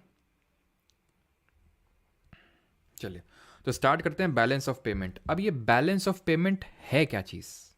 बैलेंस ऑफ पेमेंट है कोई भी कंट्री जो आउटर वर्ल्ड मतलब बाकी कंट्री से, कोई भी कंट्री अदर कंट्री से यानी अक्रॉस द वर्ल्ड जो भी लेन देन कर रही है, जो भी इंपोर्ट एक्सपोर्ट कर रही है, लेन देन कर रही है, उसको बोलते हैं वो उसको बैलेंस ऑफ पेमेंट में दिखाया जाता है। याद करिए, जब हम बजट पढ़ते हैं तो उसमें 2 तरह के अकाउंट पढ़ते हैं, एक तो रेवेन्यू कैपिटल, डिवाइड करते हैं revenue receipt capital receipt, revenue receipt revenue expenditure, capital receipt capital expenditure. वो तो हो गया भारत के अंदर सारी चीज़ें कैसी हो रही हैं। अगर हमें देखना है कि देश का जो है वित्तीय लेन देन, फाइनेंशियल जो ट्रांजेक्शन है विद द आउटर वर्ल्ड कैसा क्या है, कैसे उसको रिप्रेजेंट करते हैं, तो वो हम बैलेंस ऑफ पेमेंट देखना पड़ेगा। उसके लिए हमें भुगतान संतुलन देखना पड़ेगा। उसके लिए जिस तरह हम पढ़ते हैं यहाँ पे रेवेन्यू और कैपिटल 2 हेड डिवाइड करते हैं, उसी तरह से इस BOP that is balance of payment में हम 2 पर्टिकुलर पार्ट बनाते हैं। एक बनाते हैं करेंट अकाउंट और दूसरा बनाते हैं कैपिटल अकाउंट, चालू खाता और पूंजी खाता। ठीक, ये हो गया हमारा current account, clear, current account, और ये हो जाएगा हमारा कैपिटल अकाउंट। इसको बोलेंगे चालू खाता, इसको बोलेंगे पूंजी खाता। तो अगर चालू खाता की बात करें तो इसमें क्या क्या आता है करंट अकाउंट में? तो जो भी हम गुड्स एंड सर्विसेज का इंपोर्ट एंड एक्सपोर्ट करते हैं, गुड्स क्या होते हैं हमारे, विजिबल्स होते हैं, विजिबल जिनको देख सकते हैं, these are tangible in nature, जिनको छू सकते हैं। सर्विसेज हो गई, इनको छू नहीं सकते, इनटैंजिबल है। ठीक है, तो गुड्स विजिबल्स और सर्विसेज हमें विजिबल नहीं होती। जैसे कि मैं आपको सर्विस दे रहा हूँ, तो जैसे फॉर एग्जांपल मैं यूट्यूब पे पढ़ा रहा हूँ, तो यूट्यूब पे जो ऐड आता है, आई थिंक मैंने ऐड हटा तो दिए थे, लेकिन पता नहीं अगर आ रहा होगा तो देख लेता हूँ मैं एक बार। तो भाई जो ऐड आता है तो उससे गूगल एडसेंस के थ्रू पेमेंट आता है मेरे को, वो डॉलर्स में आता है, एक्सचेंज होता है, अभी एक्सचेंज रेट के बारे में पढ़ेंगे, तो एक्सचेंज होके मेरे को पैसा मिलता है।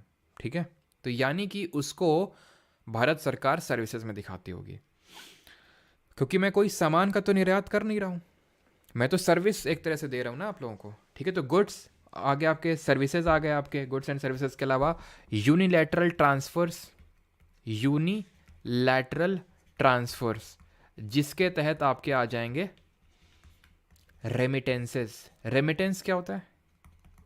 हिंदी में इसको प्रेषण बोलते हैं। रेमिटेंस का मतलब यह है कि कोई भी भारतीय जो भारत से बाहर रह रहा है, वो भारत में पैसा भेज रहा है अपने फैमिली को, अपने घर वालों को, रेमिटेंस कहलाता है। इंडिया करेंटली नंबर 1 है रेमिटेंस रिसीव करने के मामले में, सेकंड नंबर पे मेक्सिको आता है। अभी रिसेंटली मतलब कुछ महीने पहले ये रिपोर्ट रिलीज हुई थी, इंडिया सबसे पहले पे, मेक्सिको सेकंड नंबर पे आता है। तो रेमिटेंस का मतलब है कि कितना बाहर से मनी आ रहा जो भारतीय भेज रहे हैं अपने घर में।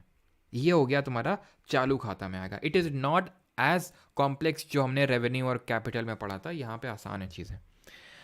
कैपिटल अकाउंट में पहले तो आ जाएंगी आपकी सर इन्वेस्टमेंट, यानी कि अगर हम बोलें कि निवेश। अब ये जो इन्वेस्टमेंट है यानी कि जो निवेश है, इसको भी मैं 2 कैटेगरी में डिवाइड कर सकता हूँ। इन्वेस्टमेंट यानी कि निवेश को मैं 2 कैटेगरी में डिवाइड कर सकता हूँ। एक होता है FDI that is foreign direct investment, दूसरा होता है FPI that is foreign portfolio investment, जिसको कि FII यानी कि फॉरेन इंस्टीट्यूशनल इन्वेस्टमेंट के नाम से भी जानते हैं।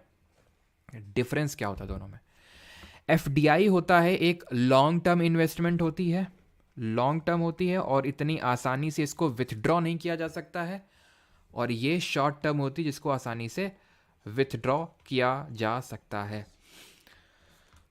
उदाहरण के तौर पे कोई फॉरेन कंपनी यहाँ पे लैंड एक्वायर करती है, यहाँ पे आती है, वो लैंड एक्वायर करती है, यहाँ पे फैक्ट्री स्टैब्लिश करती है, किसी चीज़ की मैन्युफैक्चरिंग स्टार्ट करती है। जैसे फॉर एग्जांपल इलॉन मस्क है, इंडिया में उन्होंने टेस्ला के लिए भूमि अधिग्रहण किया, उन्होंने फैक्ट्री डाली, उन्होंने सारा चीज़ कुछ किया। तो अगर मान लेते हैं कि उन्हें यहाँ से रैपअप करना है, तो 2 दिन में रैपअप करके या फिर कुछ तुरंत रैपअप करके नहीं भाग सकते यहाँ पे, क्योंकि उन्होंने इतना ज़्यादा इन्वेस्टमेंट किया और लॉन्ग टर्म इन्वेस्टमेंट है, उन्हीं का लॉस होगा। एफपीआई वहीं पे अगर बात करें, इसको हॉट मनी के नाम से जहाँ भी जानते हैं, hot money in the sense कि ये तुरंत मनी को विथड्रॉ किया जा सकता है, तभी एफडीआई तो अच्छा माना जाता है। एफपीआई भी ठीक है, लेकिन ठीक है उतना अच्छा नहीं है एफडीआई कितना, क्योंकि मान लो फॉर एग्जांपल कुछ खबर आई कि भाई इंडिया की इकोनॉमी जो है उतना ठीक नहीं चल रही है, खस्ते में जा रही है, तो ये लोग तुरंत निकल के भाग लेंगे यहाँ से, जो इकोनॉमी गिर रही थी इसको और गिरा देंगे ये, समझ रहे हैं आप।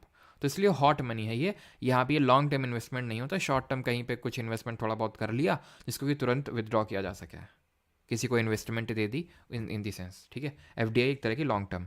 करंट अफेयर्स में हम लोगों ने पढ़ा था फरवरी करंट अफेयर में कि किस सेक्टर में अभी 100% एफडीआई को अलाउ किया गया है। याद करिए मैंने आपको बताया था 74% थ्रू ऑटोमेटिक रूट, और बाकी का जो है वो गवर्नमेंट अप्रूवल के रूट के थ्रू होगा, ठीक है। वो बताइए जरा कौन सा सेक्टर है। तो पहला तो हमारा इन्वेस्टमेंट हो गया, दूसरा इसमें क्या आ सकता है, दूसरा आएगा इसमें जो बोरोइंग या फिर लेंडिंग हो गया, लोन लेना या फिर देना। वहाँ पे भी तो यही सर पढ़े थे, अगर याद आ रहा हो, जो करंट और कैपिटल अकाउंट पढ़े थे, वो जो बजट वाला था, तो वहाँ पे भी बोरोइंग और लेंडिंग, लोन और लेना देना कैपिटल वाले ही हेड में तो आ रहा था, तो कोई दिक्कत होनी नहीं चाहिए। एंड तीसरा चीज़ होता है change in foreign exchange reserves, change in foreign exchange reserves. अब ये फॉरेन एक्सचेंज रिजर्व्स क्या होते हैं वो समझते हैं, बट बिफोर दैट ये 100 जो % अलाउ किया गया है, ये स्पेस सेक्टर में अलाउ किया गया है। 74% ऑटोमेटिक रूट के थ्रू, मतलब गवर्नमेंट उसमें कुछ पूछताछ नहीं करेगी, उसके बाद करना है 74% से ज़्यादा तो गवर्नमेंट पूछताछ करेगी, क्योंकि अगर आपकी इतनी ज़्यादा ओनरशिप हो गई तो मतलब ये है कि आपने एक बड़ा चंक ऑक्यूपाई करके रखा हुआ है। और डिफेंस सेक्टर में अगर हम बात करें, क्योंकि वो क्रिटिकल सेक्टर है, तो उसमें 100% अभी भी एफडीआई अलाउ नहीं किया गया, बिकॉज अपने एफडीआई में अगर किसी कंपनी ने निवेश कर दिया मतलब उसकी एक तरह से ओनरशिप राइट भी चले गए। जैसे वॉलमार्ट ने फ्लिपकार्ट को एक्वायर कर लिया, उसने इन्वेस्ट किया, किस तरह का एफडीआई वाला इन्वेस्टमेंट था वो, समझ रहे हैं आप, ठीक। तो ये चीज़ क्लियर होती है आपकी। अब बिफोर टेलिंग यू कि change in foreign exchange reserves ये क्या चीज़ है, मैं आपको बताता हूँ ये करेंट अकाउंट डेफिसिट क्या होता है। डेफिसिट तो आपको पता है सर, डेफिसिट क्या होता है, डेफिसिट तो आपको पता है ना कि डेफिसिट क्या चीज़ होती है। डेफिसिट का मतलब होता है घाटा। अगर वो चालू खाते में घाटा हो जाए, करेंट अकाउंट में वो घाटा हो जाए, तो उसको बोल देते हैं करेंट अकाउंट डेफिसिट। इसका मतलब ये है कि हम इंपोर्ट ज़्यादा कर रहे हैं सामान, एक्सपोर्ट कम कर रहे हैं। जिसका मतलब है इंपोर्ट ज़्यादा है एक्सपोर्ट से, यानी कि आयात निर्यात से ज़्यादा हैं। That is called as CAD या फिर करेंट अकाउंट डेफिसिट, जिसमें कि आप अगर इंपोर्ट से एक्सपोर्ट को माइनस करेंगे तो ये आपका निकल के आएगा करेंट अकाउंट डेफिसिट, जो करेंटली चल रहा है 3.3% of GDP, gross domestic product. And आप में से किसी ने पूछा था जब हम लोग ये करंट और कैपिटल वाला बजट में देख रहे थे कि सर ये ट्विन डेफिसिट क्या होता है, तो मैंने आपको बताया था जब बैलेंस ऑफ पेमेंट पढ़ेंगे तब मैं आपको पढ़ाऊंगा ट्विन डेफिसिट क्या होता है। बता तो मैंने वहाँ पे थोड़ा सा दिया था, लेकिन यहाँ पे आपको अच्छे समझ में आएगा। ट्विन डेफिसिट का मतलब होता है जुड़वा घाटा। जुड़वा मतलब दो घाटे। दो घाटे कैसे, एक तो फिस्कल डेफिसिट, राजकोषीय घाटा, जो कि हम पढ़े थे कहाँ पे, वो करंट और कैपिटल याद करो। फिस्कल डेफिसिट क्या होता है, रिवाइज करते हैं।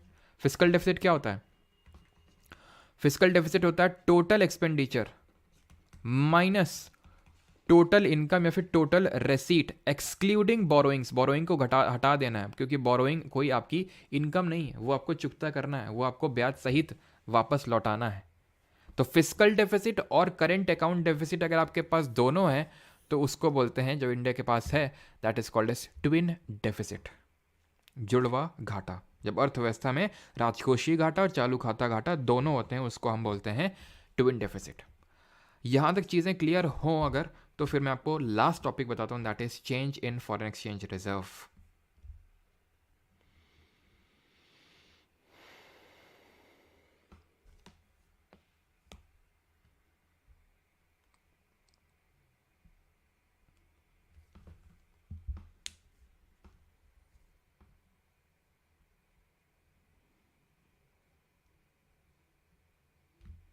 क्लियर है यहाँ तक सभी को? ओके, कमेंट क्यों नहीं आ रहे भाई? क्लियर है कि नहीं? कुछ तो बोलोगे। ठीक, क्लियर है। चलो, तो अभी आते हैं क्या बताना था, change in foreign exchange reserve. अब ये फॉरेन एक्सचेंज रिजर्व होते क्या हैं, देखिए। ये पहले मतलब क्या है, change in foreign foreign exchange reserve है क्या? तो जैसे फॉर एग्जांपल ये हम क्या दर्शाते हैं बैलेंस ऑफ पेमेंट में, इंपोर्ट एक्सपोर्ट, इंपोर्ट एक्सपोर्ट, ठीक। अब चीज़ें न्यूट्रल तो होती नहीं होंगी। न्यूट्रल इन दी सेंस, जैसे मैंने आपको क्या बताया था सर, कि जो फिजिकल डेफिसिट होता है ये गवर्नमेंट की बोरोइंग्स को दिखाता है। यानी कि जो बजट डेफिसिट निकल के आता है गवर्नमेंट का, वो हमेशा ज़ीरो निकल के आता है। तो ऐसा क्या कि मतलब ज़ीरो मतलब एग्जैक्टली जितने एक्सपेंडिचर हैं उतनी ही रिसीट्स हैं, उतनी ही इनकम है? तो ऐसा होता नहीं है। जितना डेफिसिट होता है उसके अवज में वो लोन ले लेता है गवर्नमेंट, वो फिजिकल डेफिसिट में दिख जाता है। तो ज़ीरो आ जाता है बजट डेफिसिट, मतलब जितना हुआ था। इसमें क्या होता है, बोरोइंग को एक्सक्लूड नहीं किया जाता है बजट डेफिसिट में, जो एफडी में किया जाता है। दैट इज़ वाई यहाँ पे पता चल जाता है, अच्छा इतने बोरोइंग किए थे, हैं छुपा रहे थे, मतलब ये बोरोइंग को दिखा देता है, गवर्नमेंट की बोरोइंग के देखे थे। उसी तरह जब मान लो कि हमारी सरकार इंपोर्ट कर रही है, तो ऑब्वियसली हमारी इंपोर्ट अभी करेंटली ज़्यादा है एक्सपोर्ट से। जैसे कि अभी SIPRI Stockholm international peace research institute की रिपोर्ट आई है कल परसों में ही, जिसमें बताया कि इंडिया सबसे लार्जेस्ट आर्म्स इंपोर्टर है, यानी कि जो असला है वो सबसे ज़्यादा इंपोर्ट करता है इंडिया, ठीक। अब वो इंपोर्ट करने में हमारा फॉरेन एक्सचेंज आता होगा, यूएसए से कर रहे हैं तो डॉलर देना पड़ता होगा, उसके अगेंस्ट में देना पड़ता होगा कि नहीं? तो हमारे पास तो उतना है नहीं। तो फिर गवर्नमेंट आरबीआई से बोलती है कि जितना आपके पास एक्सेस है उतना दे दो निकाल के, और उससे उसकी पूर्ति कर देती है। फॉर एग्जांपल अगर एक्सेस में आ रहा है, जो कि यूजुअली नहीं आता है, तो वो क्या करता है, आरबीआई को देता है, तो आरबीआई अपने पास उसको रिजर्व के तौर पे रख लेता है। तो ये फॉरेन एक्सचेंज रिजर्व होता है कि, और ये किन किन चीज़ों से मिलके बनता है वो चीज़ समझना आप, ठीक है। फॉरेक्स भी के नाम से भी जाना जाता है, फॉरेन एक्सचेंज रिजर्व्स को। अब फॉरेन एक्सचेंज रिजर्व में क्या क्या चीज़ें आती हैं? सबसे पहला, फॉरेन करेंसी एसेट्स, मतलब विदेशी मुद्रा जो है, विदेशी मुद्रा परिसंपत्ति जो है वो आएगी इसमें, foreign currency assets, FCA in short. दूसरा आता है कि गोल्ड रिजर्व्स कितने हैं किसी कंट्री के पास, वो जोड़े जाते हैं अगर किसी कंट्री का फॉरेन एक्सचेंज निकालना पड़ता है। जैसे कि कई सारे कंट्रीज़ होते हैं जिनका फॉरेन एक्सचेंज ख़त्म हो जाता है, काफ़ी वित्तीय संकट में पड़ जाते हैं, हम भी पड़े हुए हैं, पढ़ेंगे अभी। 1990 की बात है जब हमारे यहाँ पे बैलेंस ऑफ पेमेंट क्राइसिस हो गया था, हमारे फॉरेन एक्सचेंज रिजर्व्स ख़त्म हो गए थे कि हम कुछ इंपोर्ट तक करने की हालत में नहीं थे। फिर कैसे उभरे उससे वो भी देखेंगे। तीसरा है हमारा S D R, in short known as S D R, बाकी फुल फॉर्म इसका है special drawing rights, special drawing rights, इसको हम बोलते हैं in short S D R, जो कि मिल के बनता है 5 मुद्राओं से, 5 करेंसीज से जो इंटरनेशनली रिकॉग्नाइज्ड है। एक तो यूएस का डॉलर, दूसरा है यूरोप की यूरो, तीसरा है जापान की येन, चाइना का युआन, एंड पांचवा है ब्रिटेन का पाउंड। ये 5 करेंसी से मिलके बनता है स्पेशल ड्राइंग राइट। एंड चौथा है हमारा reserve trunk position, in short इसको हिंदी में बात करें स्पेशल ड्राइंग राइट्स को तो बोल देंगे विशेष आहरण अधिकार। और रिजर्व ट्रैंक पोजीशन मतलब कि आपका जो आरक्षित किस्त स्थिति हो जाएगी, that is reserve trunk position. ये क्या होता है रिजर्व ट्रैंक पोजीशन? तो वो पोजीशन, या फिर हम बोल सकते हैं कि वो एक तरह से हर कंट्री को कुछ कोटा मेंटेन करके रखना पड़ता है आईएमएफ के पास। इंटरनेशनल मॉनेटरी फंड जो है एक हमारी संस्था है, 1944 में 1944 में यूएसए की कैपिटल वॉशिंगटन डीसी में एक जहाँ पे इसका हेडक्वार्टर है, एक ब्रेटन वुड कॉन्फ्रेंस ऑर्गेनाइज हुई थी, ठीक है। ब्रेटन वुड्स कॉन्फ्रेंस एक ऑर्गेनाइज हुई थी, और इस ब्रेटन वुड कॉन्फ्रेंस में 2 इंस्टीट्यूट्स निकल के आते हैं, एक तो आईएमएफ और दूसरा बनता है हमारा विश्व bank, that is world bank. तो इस आईएमएफ में हर कंट्री को कुछ कोटा रखना पड़ता है, अपना मेंटेन करके रखना पड़ता है। जब उसकी हालत तंगी होगी तो उस केस में आईएमएफ उस कोटे से कुछ पैसा निकाल के उसको दे देगा। Reserve trunk position, RTP in short इसको हम बोलते हैं। अब इंडिया की अगर बात करें तो 1990 में 1990 में हमें आईएमएफ के पास जाना पड़ा था, क्योंकि यहाँ पे हो गया था बैलेंस ऑफ पेमेंट का क्राइसिस, भुगतान संतुलन संकट की जिसको बोल सकते हैं, यानी कि बीओपी क्राइसिस हो गया था। तो 1991 में हम यहाँ पे गए थे आईएमएफ के पास 1991 में। तो आईएमएफ ने जब हमारी ये संकट देखे, जब हालत देखी, तो लोन दिया तो, लेकिन अपनी कुछ कंडीशंस के साथ कि आपको अपनी इकोनॉमी को ग्लोबलाइज करना पड़ेगा, लिबरलाइज करना पड़ेगा। तो इसी के चलते फिर हमारे गवर्नमेंट ने, उस समय की जो गवर्नमेंट थी, उसने एलपीजी रिफॉर्म्स को इंट्रोड्यूस किया 1991 में। उस समय पीवी नरसिम्हा राव, जिनको भी भारत रत्न देने की बात हुई है ना, 5 लोग हैं ना, उनमें से पीवी नरसिम्हा राव जी हैं, और उस समय फाइनेंस मिनिस्टर थे हमारे मनमोहन सिंह जी। उन्होंने एलपीजी रिफॉर्म्स लाए थे, जिसमें कि एल का मतलब होता है लिबरलाइजेशन, यानी कि उदारता या फिर उदारीकरण। इनका मतलब भी आपको पता होना चाहिए। लिबरलाइजेशन, प्राइवेटाइजेशन, एंड तीसरा है ग्लोबलाइजेशन। ठीक है, लिबरलाइजेशन, प्राइवेटाइजेशन एंड ग्लोबलाइजेशन को इंट्रोड्यूस किया गया था इंडिया में 1991 में। इसको हिंदी में बोलते हैं उदारीकरण, इसको बोलेंगे निजीकरण, और इसको बोलेंगे क्या, वैश्वीकरण। इसका मतलब होता है कि इकोनॉमी में जो भी आपके एक लिमिटेशंस हैं उनको ख़त्म करना। Limitations in the sense, IMF ने बोला कि आप अपने कंट्री में इन्वेस्टमेंट तो ले ही नहीं रहे हैं, तो फॉरेन करेंसी कहाँ से आएगी आपके आपके कंट्री में।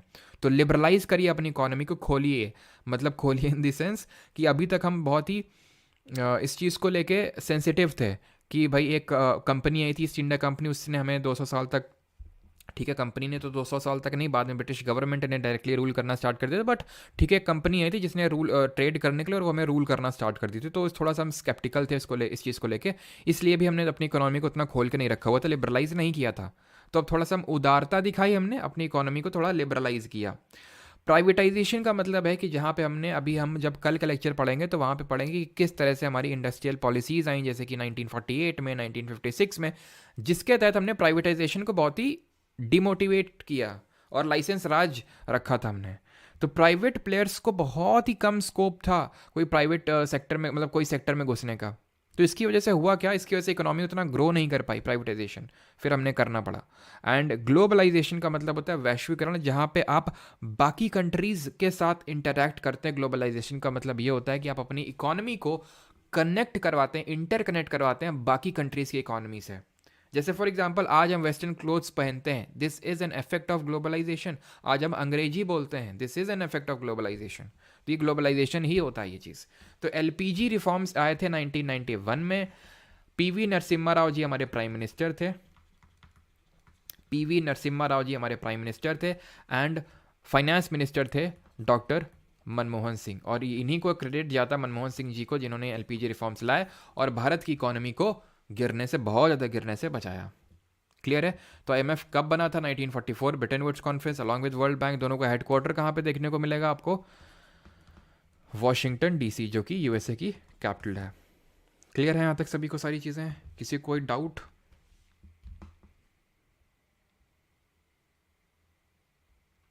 लाइसेंस राज कल पढ़ेंगे किस तरह से, जो हमारी इंडस्ट्रियल पॉलिसीज आई थी वो। 2 मिनट वाला ऐड आता है, दो बीच में भी ऐड आ रहा है क्या आज है? बीच में भी ऐड आ रहा है क्या?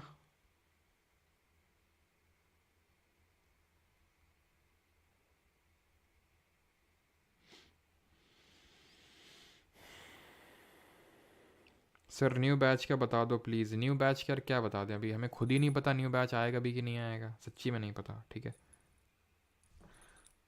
चाइना हमसे इतना आगे कैसे निकल गया यार, वो सेपरेट टॉपिक ऑफ डिस्कशन है, कोई एक फैक्टर नहीं, बहुत सारे फैक्टर है। उन्होंने ये जो एलपीजी रिफॉर्म्स हमने 1991 में लाए, उन्होंने बहुत पहले ही वो सारी चीज़ें ले आए थे। इतना अच्छा कैसे पढ़ा लेते हो, ये तो फिर बताएंगे तुमको किसी दिन, है ना। कोमल मोंडावल एसडीआर बता दे। एसडीआर एक तरह का जो स्पेशल ड्राइंग राइट है ना, तो ये भी आईएमएफ के पास ही मेंटेन करके रखना पड़ता है। एसडीआर स्पेशल ड्राइंग राइट, ये टोटल 5 करेंसी से मिल के बनता है, इसमें इंडियन करेंसी इंक्लूडेड नहीं है। ये एक तरह का ग्लोबल करेंसी आप मान सकते हो एसडीआर, इसको एक तरह का करेंसी डील कर सकते हो। इन सब का वेटेड एवरेज लिया जाता है यूएसडी, यूरो, येन, युआन, पाउंड का, और उस हिसाब से एसडीआर डिसाइड किया जाता है। अब ज़्यादा डेप्थ में इसमें आपको घुसने की ज़रूरत नहीं, जितना नीड था वो मैंने आपको बता दिया, ठीक। अब बढ़ते हैं आगे, जो कि हमारा लास्ट टॉपिक है। बट वो लास्ट टॉपिक जो कि काफ़ी इंपॉर्टेंट है, एप्रिसिएशन डेप्रिसिएशन, छोटा सा बहुत टॉपिक है लेकिन इंपॉर्टेंट बहुत है। उसको बताने से पहले आपके एग्जाम में कुछ, या फिर करंट अफेयर में भी न्यूज़ में रहता है थोड़ा सा, नॉस्ट्रो वॉस्ट्रो, ये क्या होते हैं? तो nostro Vostro type of accounts होते हैं, पहली बात, जो कंट्रीज मेंटेन करके रखती हैं। नॉस्ट्रो का मतलब होता है our account in your bank, our account in your bank, यानी कि आपकी बैंक में हमारा अकाउंट। वॉस्ट्रो का मतलब होता है your account in are bank, आपका खाता हमारी बैंक में। मतलब कंट्रीज, जैसे कि मान लो इंडियन, जो इंडिया है वो रशिया के साथ ट्रेड कर रही है, ठीक है। अब मान लो कि रशिया इंडिया के साथ ट्रेड कर रहा है, ठीक है। तो कोई रशियन कंपनी आई, उसको पैसे की ज़रूरत है, उसको फॉरेन करेंसी की ज़रूरत है, इन सब चीज़, मतलब इंडियन करेंसी की ज़रूरत है, या फिर हम जाते हैं तो रशिया की करेंसी की ज़रूरत है।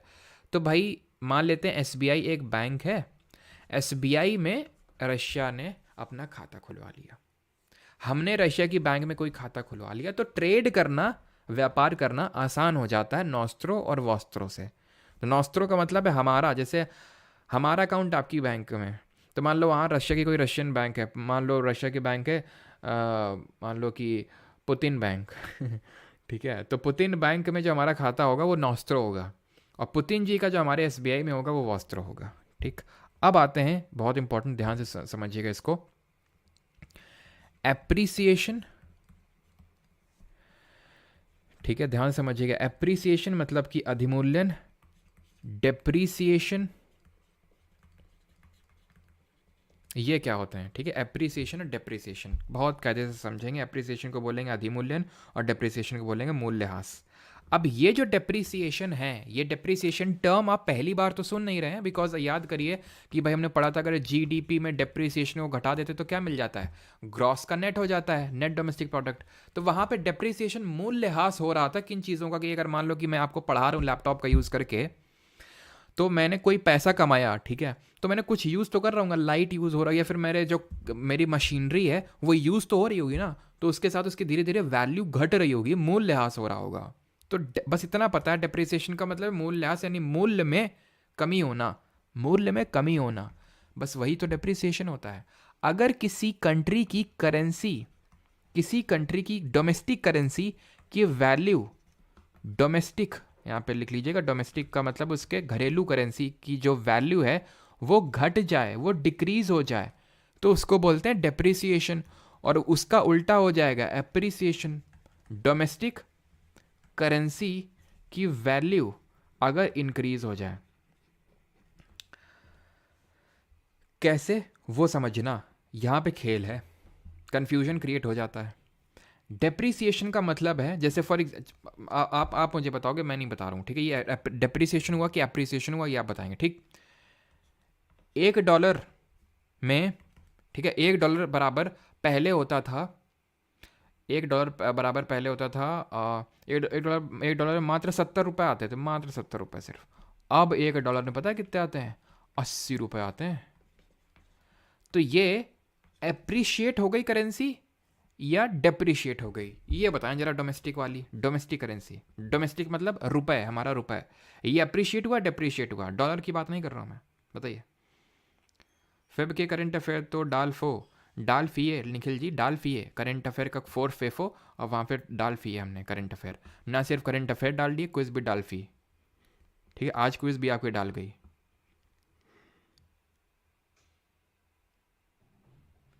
निखिल जी डल चुका है, ठीक है, करंट अफेयर कोर्स करके चेक करिए। और अगर आप जो लोग बैच में हैं वो एसएससी कोड का यूज़ करेंगे, जो लोग बैच में हैं, ठीक है। काफ़ी लोग सोए थे बीच में जिनको ये नहीं पता कि मैगज़ीन नए फॉर्मेट में आ चुकी, नई फॉर्म में मैगज़ीन अब रिलीज़ की जाती है, ठीक है।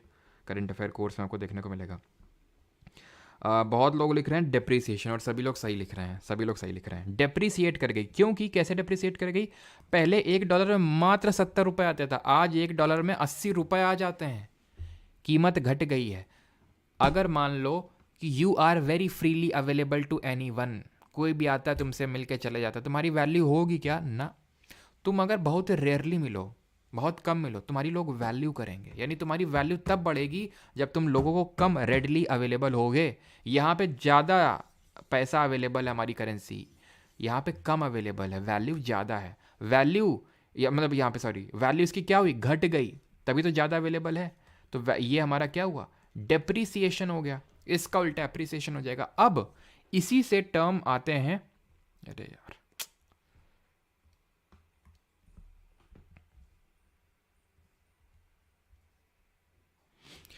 इसी से टर्म आते हैं रिवैल्यूएशन एंड डीवैल्यूएशन। रिवैल्यूएशन और डीवैल्यूएशन, ये है एप्रिसिएशन, और ये डीवैल्यूएशन है डेप्रिसिएशन।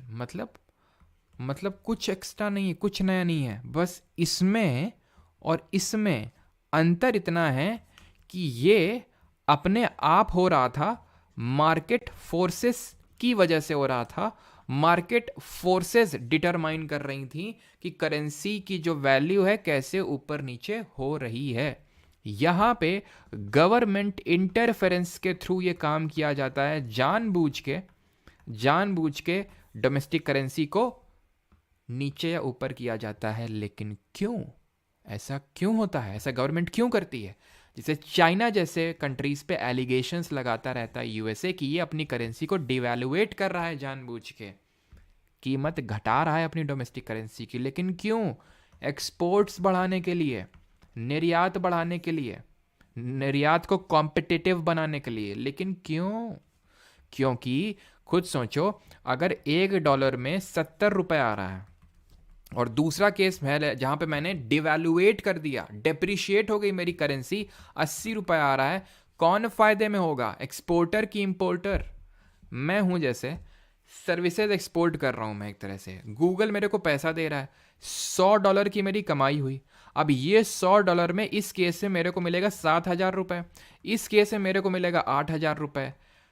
मैं जो कि एक्सपोर्टर हूं, कौन से केस में फ़ायदे में हूं? जहां पे करेंसी डेप्रिशिएट हो रही है, डोमेस्टिक वाली।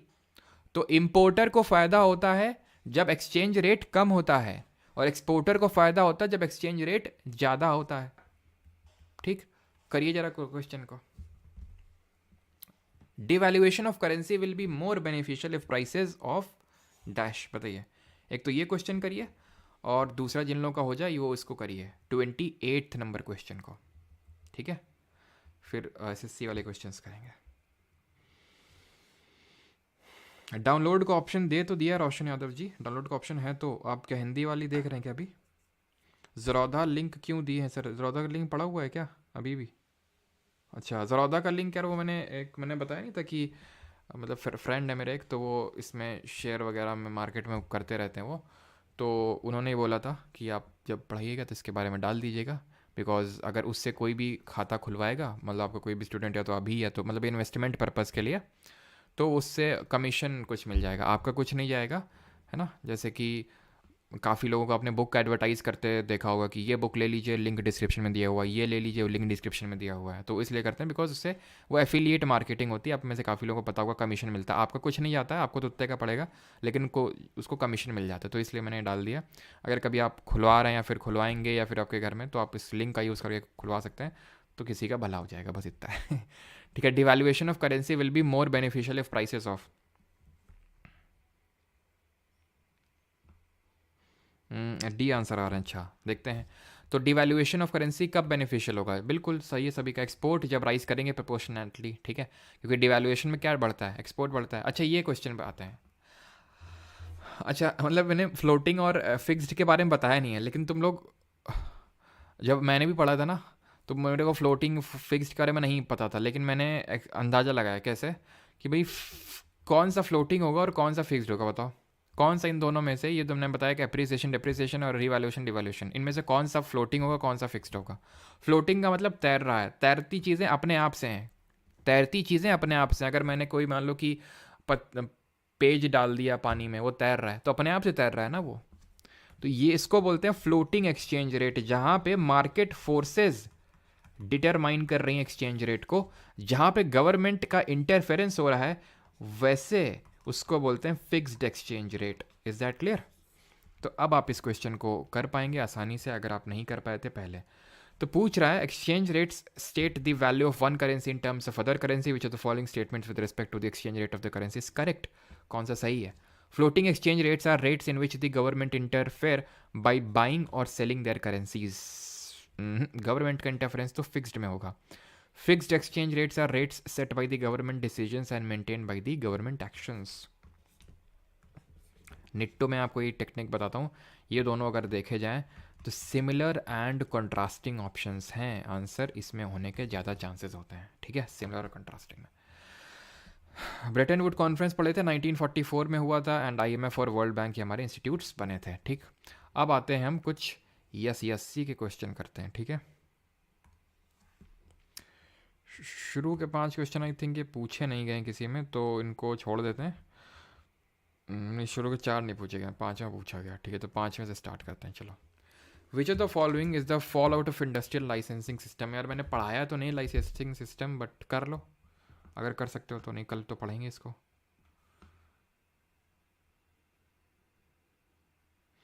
सर अब सीजीएल में CBIC की पोस्ट हट गई है सर। अच्छा, दीक्षा कुमारी पांडे जी।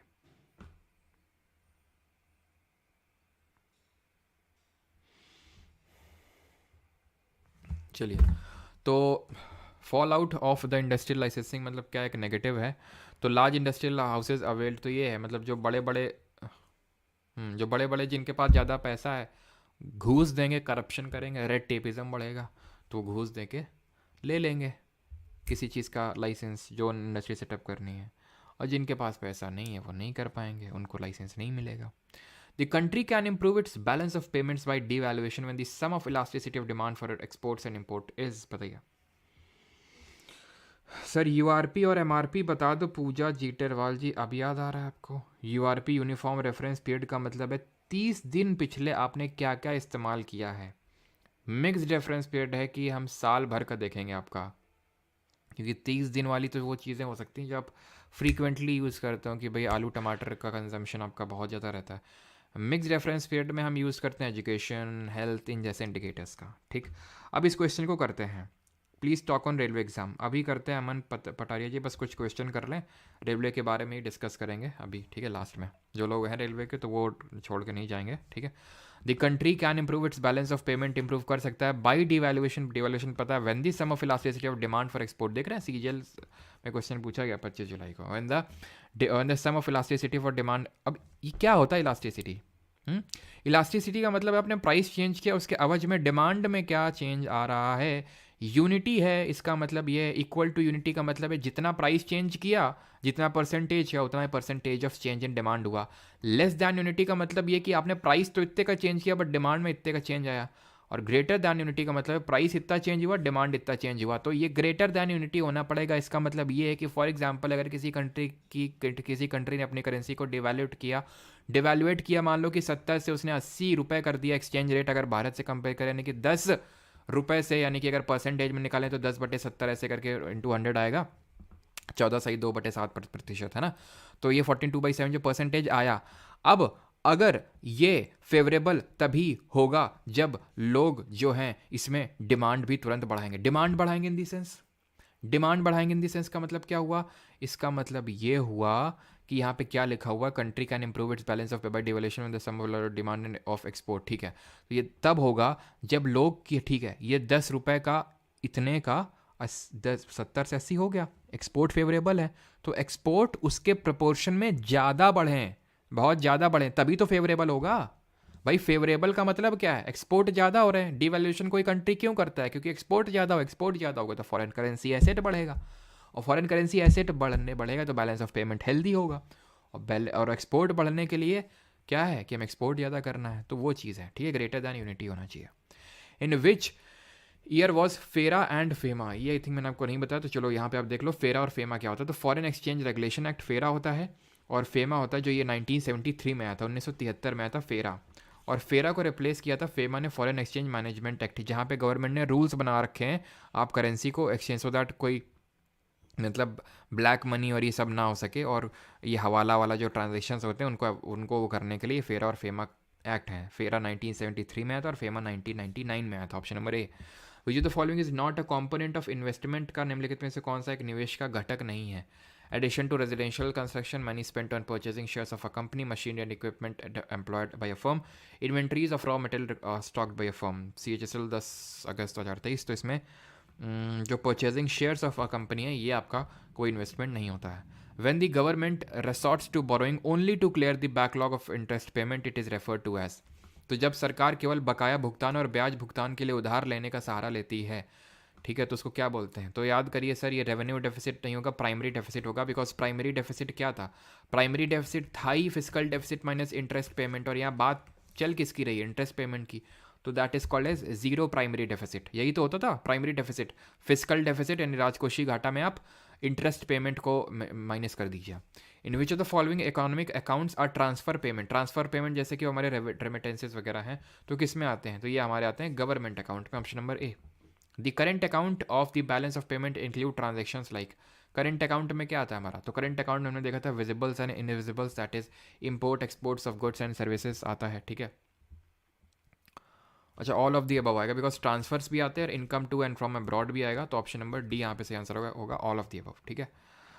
चलिए, तो ये 2-3 क्वेश्चन आप खुद से करिएगा, ठीक है। अभी आते हैं, ये बताइए with respect to foreign India's foreign trade which year is refer to as a year of division? इनमें से किस देश को किस वर्ष को विभाजन का वर्ष कहा जाता है फॉरेन ट्रेड के हिसाब से? तो विभाजन का वर्ष है 1991, क्योंकि यहाँ पे हमने LPG रिफॉर्म्स इंट्रोड्यूस किए थे। तो विभाजन इसलिए क्योंकि इससे पहले 1991 से पहले हमारा फॉरेन ट्रेड मिनिमल था। इसके बाद में बहुत अच्छा खासा हो गया, बहुत कायदे का हो गया, बढ़ गया। इसीलिए 1991 को ईयर ऑफ डिवीजन के नाम से जानते हैं। मैंने आपको सेंसस में कौन से ईयर को ईयर ऑफ एक पॉपुलेशन डिवाइड बताया था? बताइए जल्दी से। ये तो ईयर ऑफ एक तरह से इकोनॉमिक डिवाइड हो गया। पॉपुलेशन डिवीजन में हमने कौन से ईयर को पढ़ा था? अभी आते हैं पॉवर्टी इन इंडिया। चलिए, in pre independent India who was the first person to discuss the concept of poverty line? यही सिमिलर क्वेश्चन हमने किस में देखा? CDS में भी देखा। ये MTS में क्वेश्चन पूछा गया। आई थिंक एग्जैक्टली वही क्वेश्चन है, if I am not wrong, ठीक है। तो MTS में क्वेश्चन पूछा गया, तो आंसर है दादा भाई नौरोजी जी ने इसके बारे में बताया था सबसे पहले। इनके बाद क्या आया था? नेशनल प्लानिंग कमेटी 1938 में आई थी। इसके बाद बॉम्बे प्लान आया था 1944 में, जिसने 75 रुपये वो डिसाइड किया था एनुअल बेसिस पे per capita. According to planning commission of India which of the following group of state has the highest percentage of population below the poverty line? यानी BPL में सबसे ज़्यादा परसेंटेज ऑफ पॉपुलेशन किन 2 राज्यों में है? तो अब वैसे बात है, बिहार तो इसमें रहेगा, Bihar and Orissa. Option number D बिल्कुल सही है दादा, ठीक है। अगले क्वेश्चन पे आते हैं, second. According to planning commission of India what is the percentage of the population below the poverty line in Chandigarh? Chandigarh में पूछा है, जैसे इस स्टेनो में पूछा है। ये चंडीगढ़ वाला तो यार मुझे भी नहीं पता चंडीगढ़ में कितना डेटा होगा है, इसको देखना पड़ेगा यार, पता नहीं मेरे को, ठीक है। मतलब होगा तो कम, ऑब्वियस ही बात है। 20 ये 2011-12 की बात हो रही है, तो 21.8 से तो कम ही होगा, ठीक है। क्यों कम होगा? बिकॉज हमने देखा था कि ओवरऑल तो हमारा उतना था, तो उससे तो कम ही होगा। बिकॉज 21.9 तो हमारा वो था, मतलब ओवरऑल था, है ना, पूरे एवरेज था, और एवरेज से तो यार कम ही होगा इसका पॉवर्टी लाइन। देखना पड़ेगा यार इसको, ठीक है, कितना था चंडीगढ़ का। स्टेनो में क्वेश्चन पूछा गया था, थोड़ा सा बनराकस टाइप क्वेश्चन बोलूँगा मैं इसको। क्वेश्चन नंबर 3 पे आते हैं। According to the planning commission of India which group of the state has the lowest percentage of population below the poverty line? Below the poverty line सबसे कम परसेंटेज ऑफ पॉपुलेशन है। Gujarat, Haryana, Bihar, Orissa, Kerala, Himachal Pradesh and Chhattisgarh and Jharkhand. तो झारखंड तो यार हो नहीं सकता है, ठीक है। झारखंड में आप 2011-12 की बात कर रहे हैं। उड़ीसा, झारखंड, बिहार, यूपी, ये तो एकदम नीचे वाले स्टेट में आते हैं। आंसर यहाँ पे केरला एंड हिमाचल होगा। बिहार भी वाला भी नहीं हो सकता है कभी भी, ठीक है, below poverty line. Lowest percentage पूछा है। नेटो लगा लगता तो हाँ, निटो में इस तरह से हो सकता है कि भाई ये दोनों सिमिलर ऑप्शंस हैं, तो आंसर ये 9.86% या 9.91% पे होने के काफ़ी ज़्यादा चांसेस हैं, क्योंकि ये थोड़ा सा ये भी एक्सट्रीम में चला गया। अगर देखें ये तो नहीं होगा, बिकॉज इतनी गरीबी तो एवरेज गरीबी से कम ही गरीबी होगी चंडीगढ़ में, तो 21.8 से तो नीचे होगा, और ये कुछ ज़्यादा ही नीचे है, 2.77%, और ये दोनों सिमिलर ऑप्शंस भी 9.86 9.91, तो इनमें से कोई हो सकता है एक। ठीक है, अब इन्हीं में से देखते हैं, मैं कमेंट कर दूंगा। ठीक है, fourth, which of the following can be referred to the, नहीं तो आप देख के बता सकते हो, है ना, अगर अवेलेबल हो गूगल वगैरह में तो। Which of the following can be referred to in the estimation of poverty? Average marginal utility, maximum support value, minimum support price, या फिर मंथली पर कैपिटा एक्सपेंडिचर? तो भाई हम पर कैपिटा एक्सपेंडिचर देखते हैं मंथली बेसिस पे, तो option number D answer होगा। The estimation of poverty line in India is based on the survey conducted by which of the following? तो सर्वे कौन कंडक्ट करता है, अगर आपको याद आ रहा हो, हर 5 साल में नेशनल सैम्पल सर्वे ऑर्गेनाइजेशन, जो कि मिनिस्ट्री ऑफ मॉस्पी के अंडर आता है, ministry of statistics and programme implementation. Sir ये तो एनएसओ है। हाँ, एनएसएसओ, अब एनएसएसओ सीएसओ मैंने आपको पहले बताया था, सेंट्रल स्टैटिस्टिकल ऑफिस मर्ज होकर अभी एनएसओ हो चुके हैं। 9.91 है क्या? मतलब निटो काम कर गई, मतलब 50% ऑप्शंस को एलिमिनेट करने के लिए, अगर 9.91 है तो, है ना, क्योंकि ये दोनों तो एक्सट्रीम है, 21.8 और 2.77, और ये दोनों सिमिलर ऑप्शंस भी हैं, 9.86 और 9.91। चलिए आगे बढ़ते हैं। Six, which of this is a conventional weaker section lending under the formal sector? Weaker section lending, weaker section lending का मतलब होता है, ये होता है कि जैसे आप में से अगर किसी ने कंपनी कॉर्पोरेट वगैरह में काम किया होगा थोड़ा सा, अगर थोड़ा आपको पता होगा, तो प्रायोरिटी सेक्टर करके लेंडिंग होती है कि भाई मतलब किसी कंपनी को अपना इतना परसेंट पीएसएल में, मतलब पीएसएल में देना, प्रायोरिटी सेक्टर लेंडिंग, यानी एजुकेशन में खर्चा कर दो, मतलब गवर्नमेंट ने वो निर्धारित कर रखे हैं कि ये सेक्टर्स प्रायोरिटी सेक्टर लेंडिंग में आते हैं, तो आपको जितना प्रॉफिट होता है उसका इतना परसेंट आपको इन सेक्टर्स में खर्च करना है। ठीक, चलिए, national poverty line for 2011-12 was estimated at dash per capita per month for urban area. Urban के लिए कितना था, याद करिए, 1000 रुपये था। रूरल के लिए कितना था, 816 रुपये था। रूरल वाला ही पूछ ले, देखो यहाँ पे तो रूरल के लिए कितना था, 816 था। ऑप्शन नंबर सी यहाँ पे सी आंसर होगा। ठीक है, पॉवर्टी लाइन कितनी थी, 21 पॉइंट, बीपीएल कितने थे, 21.9% थे। इस क्वेश्चन को, CHSL 16 मार्च 2023 का क्वेश्चन है ये। विच of the following is not correct? ये आई थिंक हमारे सेकंड लास्ट क्वेश्चन है आज का, फिर जो रेलवे वाले स्टूडेंट हैं उनकी रिगार्डिंग में कुछ डिस्कस कर लेंगे। तो अगर बात करें not correct, in India it is normally estimated after every 10 years, हर 10 साल के बाद एस्टिमेशन होता है पॉवर्टी लाइन का। तो ये नहीं, अभी हमने देखा था यार 5 साल के बाद होता है, तो पहला वाला गलत हो जाएगा। नॉट करेक्ट पूछा, ध्यान रखना यहाँ पे।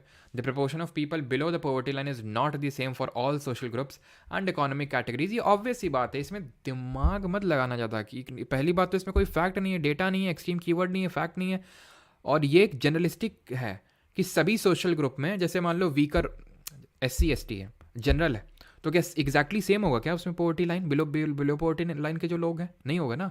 कोई विमेन है, मतलब मेल है, फीमेल है, क्या सेम BPL होगा क्या? नहीं होगा। ठीक है, अर्बन रूरल सेम होगा क्या? सोशल ग्रुप में सेम नहीं हो सकता ना। तो यहाँ पे नॉट करेक्ट पूछा था, तो ऑप्शन नंबर डी आंसर होगा यहाँ पे। ठीक है, ऑप्शन नंबर डी, ओनली 1।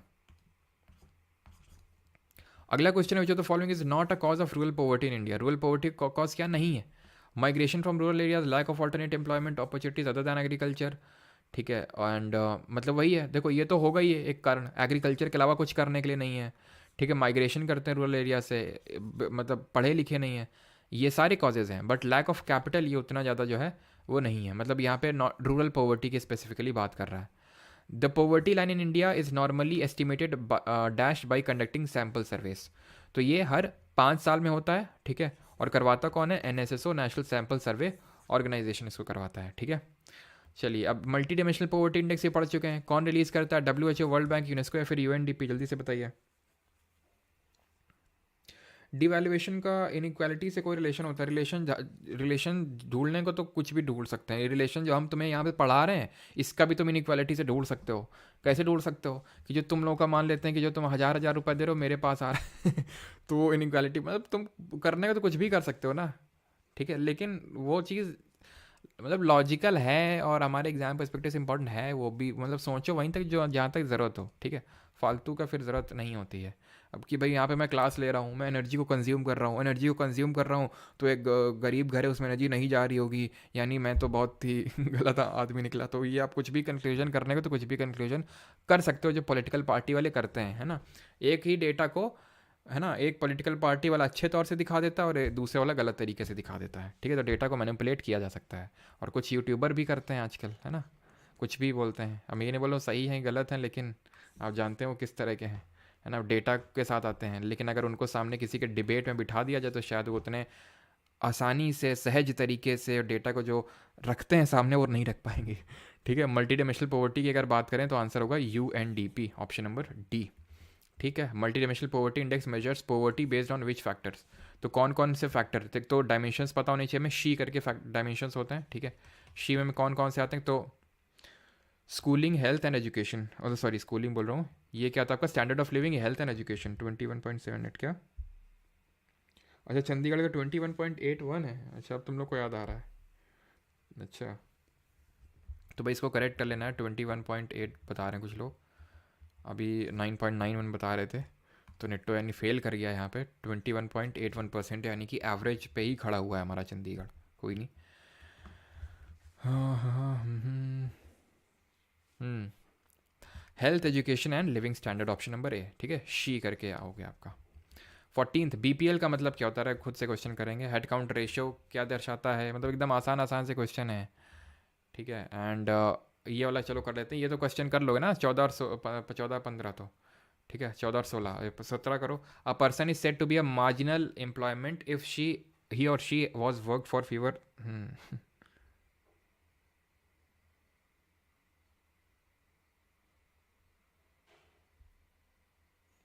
ये कभी कभी पता है ना, ये क्या इसमें होता है, यूट्यूब पे कमेंट्स पे कंट्रोल नहीं रहता कि मैं ऊपर करके कमेंट देख लूँ, एकदम से स्टक कर जाता है।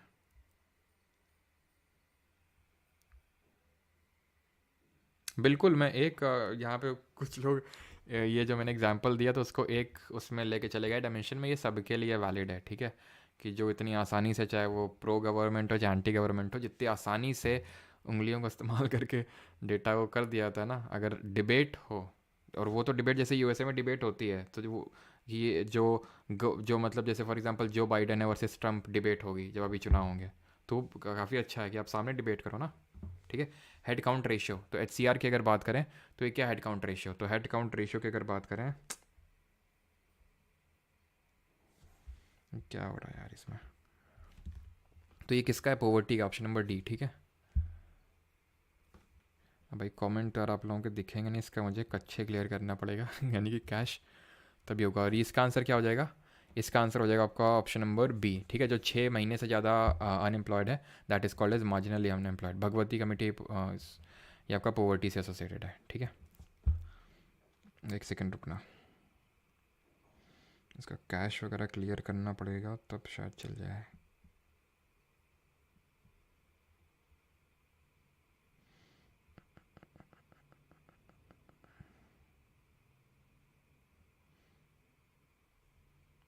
नहीं चल रहा यार ये, तो भाई कमेंट तो दिख नहीं रहे आप लोगों के, ठीक है। तो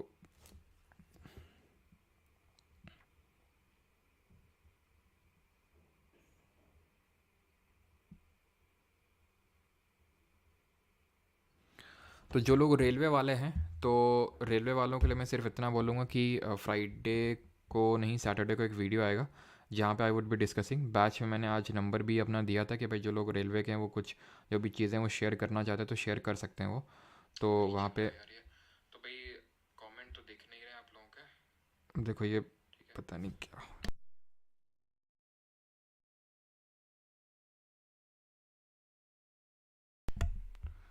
ठीक है। आई हेट सोनाली शाह, जो लोग क्या हो गया भाई,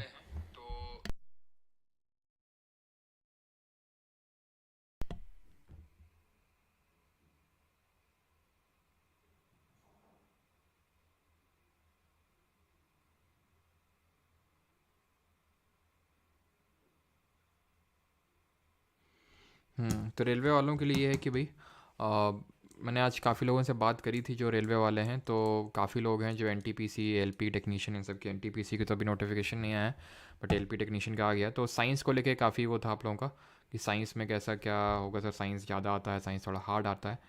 तो PYQ सीरीज स्टार्ट करने के लिए बोल रहे थे, और अभी तो कमेंट नहीं है, तो कल इसको डिस्कस कर लेंगे तो ज़्यादा सही रहेगा, बिकॉज कमेंट आपके दिख नहीं रहे हैं इसलिए, ठीक है। तो कोई मतलब बनेगा नहीं। ठीक है, कल डिस्कस करते हैं इसको। Right, thank you.